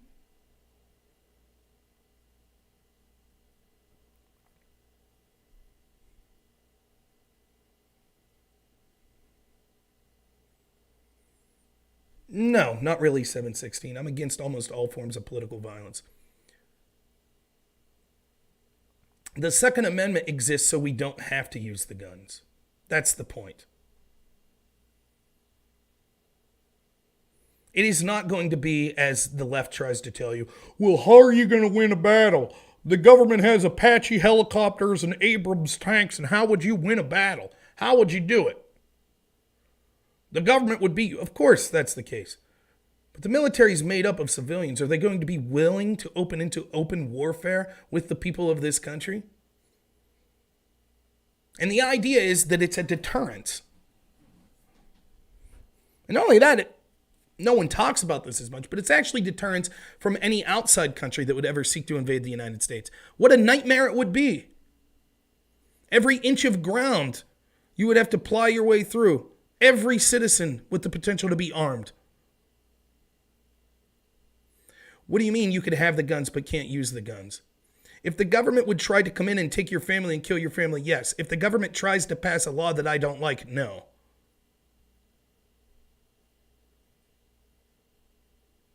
Now, I get it, right? 716. This is something that gun control advocates oftentimes try to do. They'll try to come into a conversation where people are talking about the importance of the Second Amendment and then try to get me to say something that they think will get me to violate terms of service or something like that. Now, these are the same leftists that wouldn't hesitate to cheer for violence against you because they don't agree with your beliefs. Probably a Vosh supporter is probably who he is, right? But then they expect me to reciprocate and say, oh, so, for example, if they would rescind tax cuts, you're saying you have the right to use your weapons to stop that. No, that's not what I'm saying.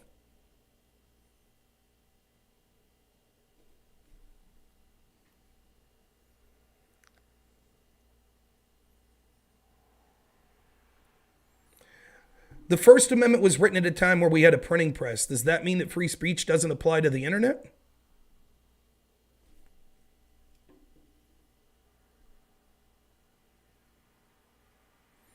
If you think, so your argument here is that, for example, Joe Biden wants to ban 9mm. Jack says, if the founding fathers could have seen that these weapons, 100 armed men with these weapons could have defeated the entire British military of the time. So you're telling me 100 people armed with 9mm handguns would have been able to overthrow the entire British army. That's your argument. Hell, even AR-15s. That's your argument? Yeah, and of course it was about more than muskets. There were more powerful guns at the time. And there were also cannons. They accepted totally people's ability to own private ships, which would have been basically devastating artillery. They supported people's rights to have them.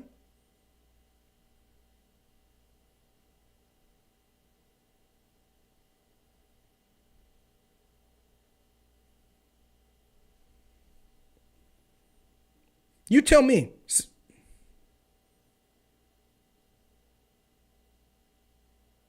Okay, 716. You have to understand how shitty that looks, right? They come in and be like, but so you're calling for violence, right? What do you mean? You say people should have the right to have guns, but shouldn't just shoot government officials for passing laws that they don't want. That seems like that you're trying to goad someone into saying something shitty. I ain't having it here. I'm too smart for that shit. But 716... And Jack, fine. What's your limit? What sort of gun ownership should be allowed in the United States? Only muskets, Jack? Is that what you're saying? The Second Amendment only applies to muskets. So you're saying only muskets is what people should be allowed to have.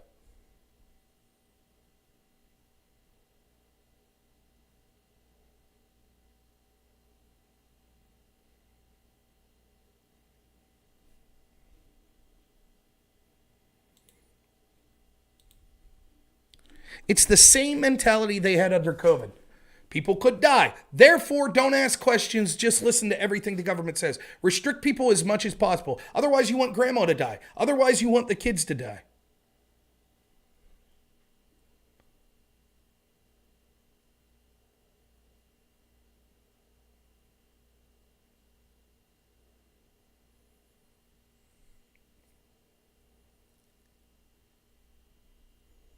Explain to me what the exact policies you would do that you think would have a significant impact on this.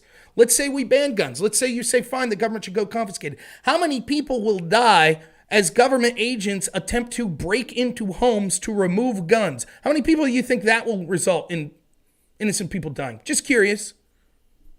Do you think it's possible in a country that has, 10 times more guns than people to eliminate all guns? You think that's possible?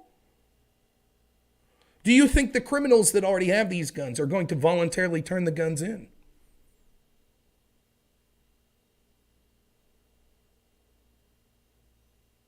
If we instituted the policies you want, and this woman the other day that stopped a mass shooting because she shot the potential mass shooter before he got started, if we disarm the people and we go back in time and we would have instituted the policies that you people want, and that criminal would have still been able to have that gun and mowed down 30, 40 people there, what would you have said to their families? Oh, sorry, in a different world, you could have been protected by this because there would have been a woman legally carrying here to prevent this. But sorry, you had to die for my moral stance. Is that what you would have said?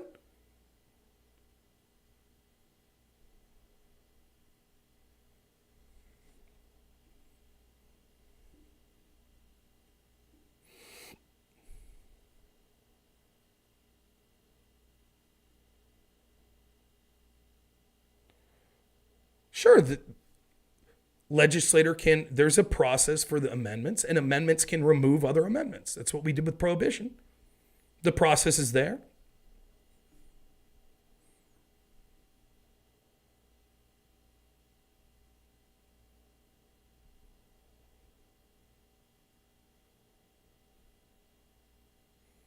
That's right, PJ. It's designed. Look, the globalists want to end nation states. They do want a great reset. They want a return to neo-feudalism. That's what they want. They're more than happy to give you bread and circuses and free money and shelter. They do want depopulation, but most of them aren't just going to actively kill you right now. They want you reliant on them. And once you're reliant on them for your existence, then you can't really criticize them, can you? They'll shut off your bank account like they did to the people that supported the truckers in Canada. That's what they want. All of these policies, all the COVID policies were designed to harm the working class, to make people more dependent on the government. That's what it is. They don't want you to be self-sufficient. They don't want you to have free speech. They don't want you to be able to protect yourself. Right now, the working class, law-abiding gun owner in the United States is the biggest impediment to that. And so there will be a full court press with viruses, with shootings, with all of this stuff to enact these tyrannical agendas.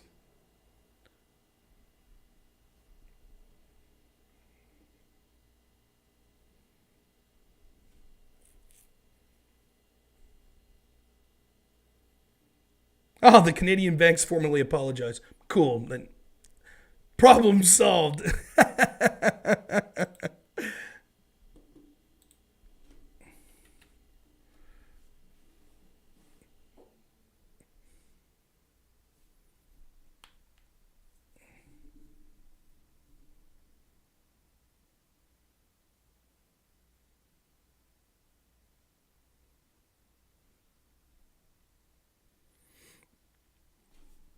And other things to talk about tonight that I was going to talk about later, but maybe we'll let it rest on there.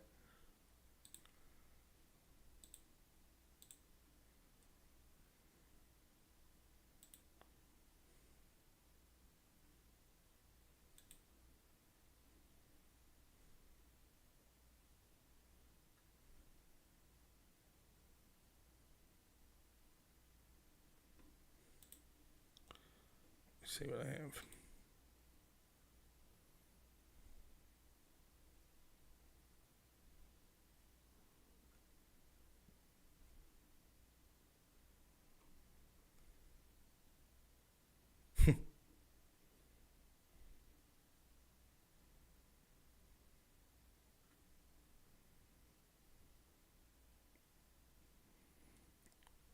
We'll see.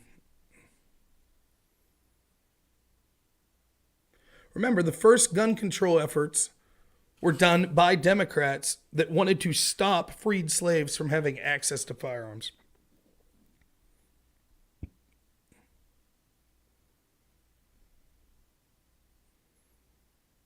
Yeah, EOD, that's a great point, which I didn't bring up. What the Dems mean by universal background checks isn't just if you're buying a gun, but it's also willing a gun or giving a gun to a family member.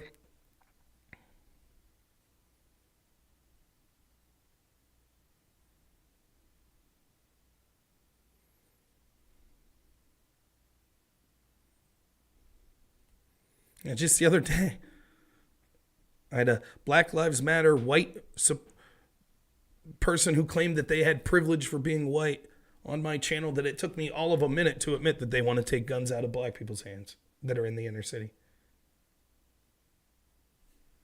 That's right, Jonathan Huber. The real problem is the government does nothing to help these situations and tries to take away our freedoms. I don't get how people can't see that. Literally, Democrats and others are pushing prosecutors all through our major cities that are as light as possible on crime. Let's ask a question, right? Okay, if we just have to do something, just do something, right? Would they be in favor of stop and frisk? Right? Rudy Giuliani did that. Violent crime went down in New York. You for that? Are we okay to look and say these are the people that are likely to have these illegal firearms, so we're just going to preemptively search them? Just curious.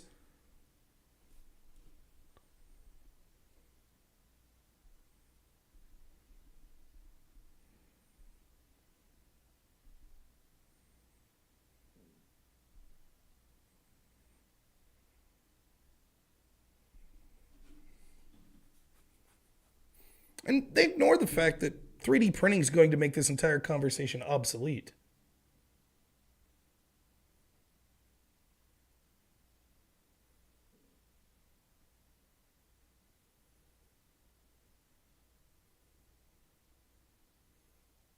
Right. I would love to hear that conversation. Yeah, you're right. You're right. And inner cities have a disproportionate amount of kids that are killed by. So we should just be allowed to stop anyone in the inner city and make sure that they don't have guns, right? I mean, we have to do something. Here's a poor girl that died in the inner city through gun violence. We have to do something. So stop and frisk, right? Just curious. All of a sudden, personal rights and freedoms will become a very important part of the Joe Biden crew's talking points. It'll be different then. We can't sacrifice these rights.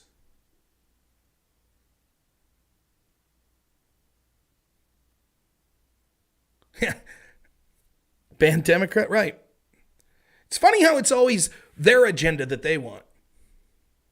There are other things we could do.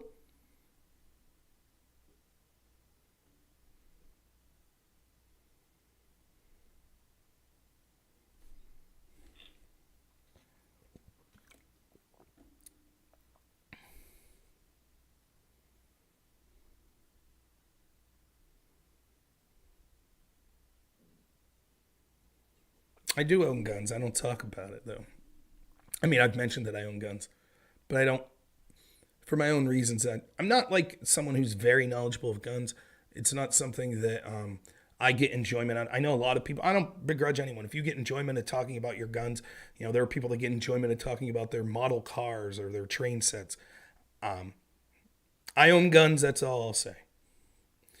I'll go a step further and say my father-in-law owns a gun shop, so yes, I own guns.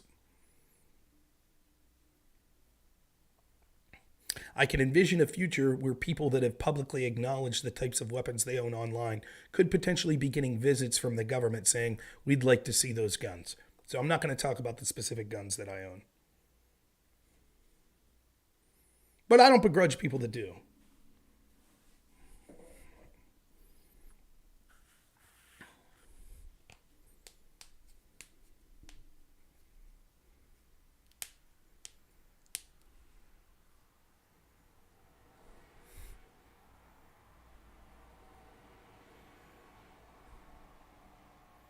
No, the Chicago stuff's not going to be on the news.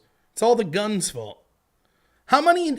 If someone had to guess, let's say that's true. I don't know that that number's true, but let's say 60 people were shot and killed in Chicago last week. Let's say that that's true. Hell, let's say 10. Okay? Let's say 10 people were shot and killed in Chicago last week. If you had to guess, did the people that shot and killed those people own legal firearms? Were they legally allowed to own those firearms? If you had to guess. How many of them? If you had to guess.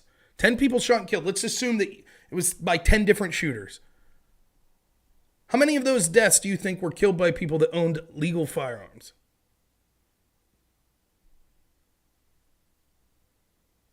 Yeah, lost in a boating accident, right?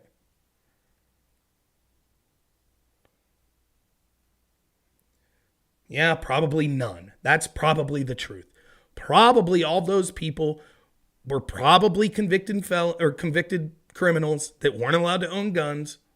Maybe a handful, but I would say the majority of times it's illegal guns. So what, are we going to make them more illegal?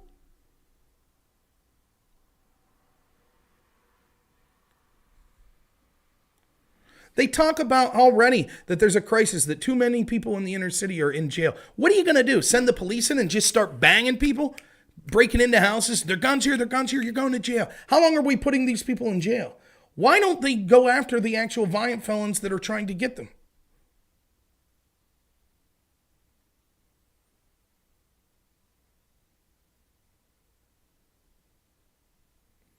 I'm not for this arm all the teachers argument either.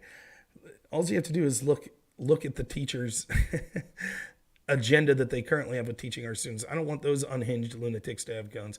I am in favor of security, single points of entry, things like that in schools.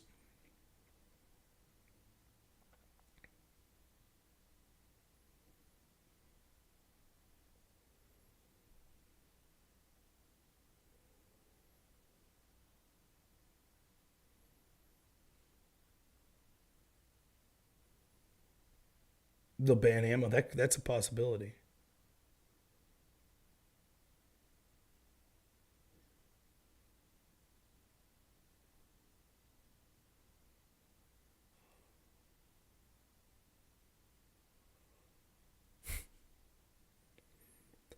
All right.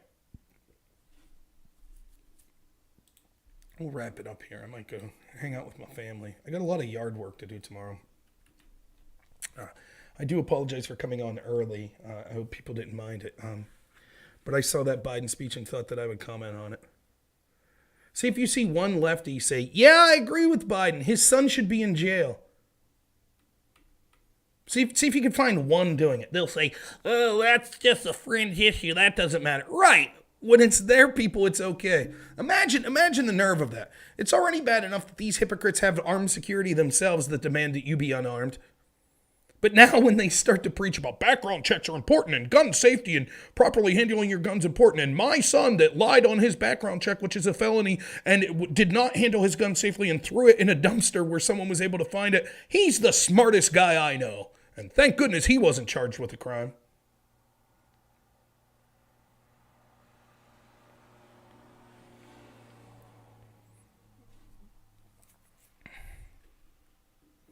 All right, let's see who we got to raid. Leave these links up.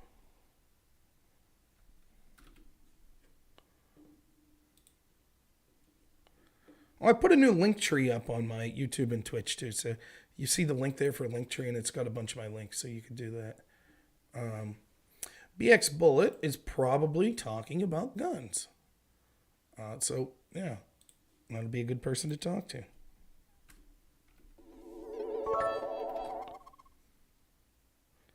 What's up, Gizmo? Thanks so much, man. I appreciate it. You're the best.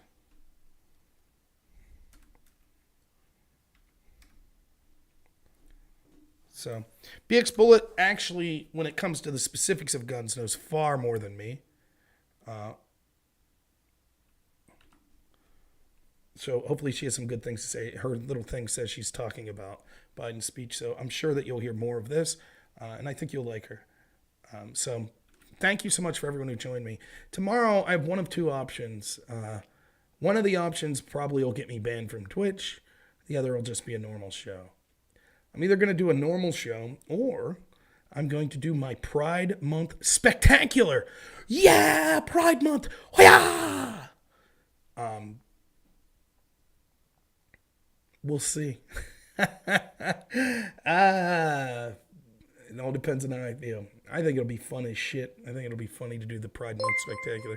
Thanks, PJM, for the sub. 4 months. Thank you so much. But we'll see what happens. So I'll probably be on around 10 p.m. tomorrow night. So thank you all so much. Enjoy this raid of BX Bullet. I appreciate each and every one of you, even those that disagreed. Thank you for being here. It is a sad, tragic event. I don't mind people trying to talk potential solutions, but Joe Biden and the Democrat Party are ridiculous hypocrites. Oh, for God's sakes, I'm having a problem. Go away. I can't. What the fuck? Oh, man. There we go. Guns No, it are does, yeah, equally, but- all guns are equally lethal. So even a 22 is really just as bad. And, you know, the problem with saying something like, well, it's just the force multiplier is that, you know, you're talking about, it's kind of semantics when you're talking about that. Because you can, you know, there have been plenty of mass shootings. In fact, the majority of mass shootings are committed with handguns. And so you can, theoretically, a person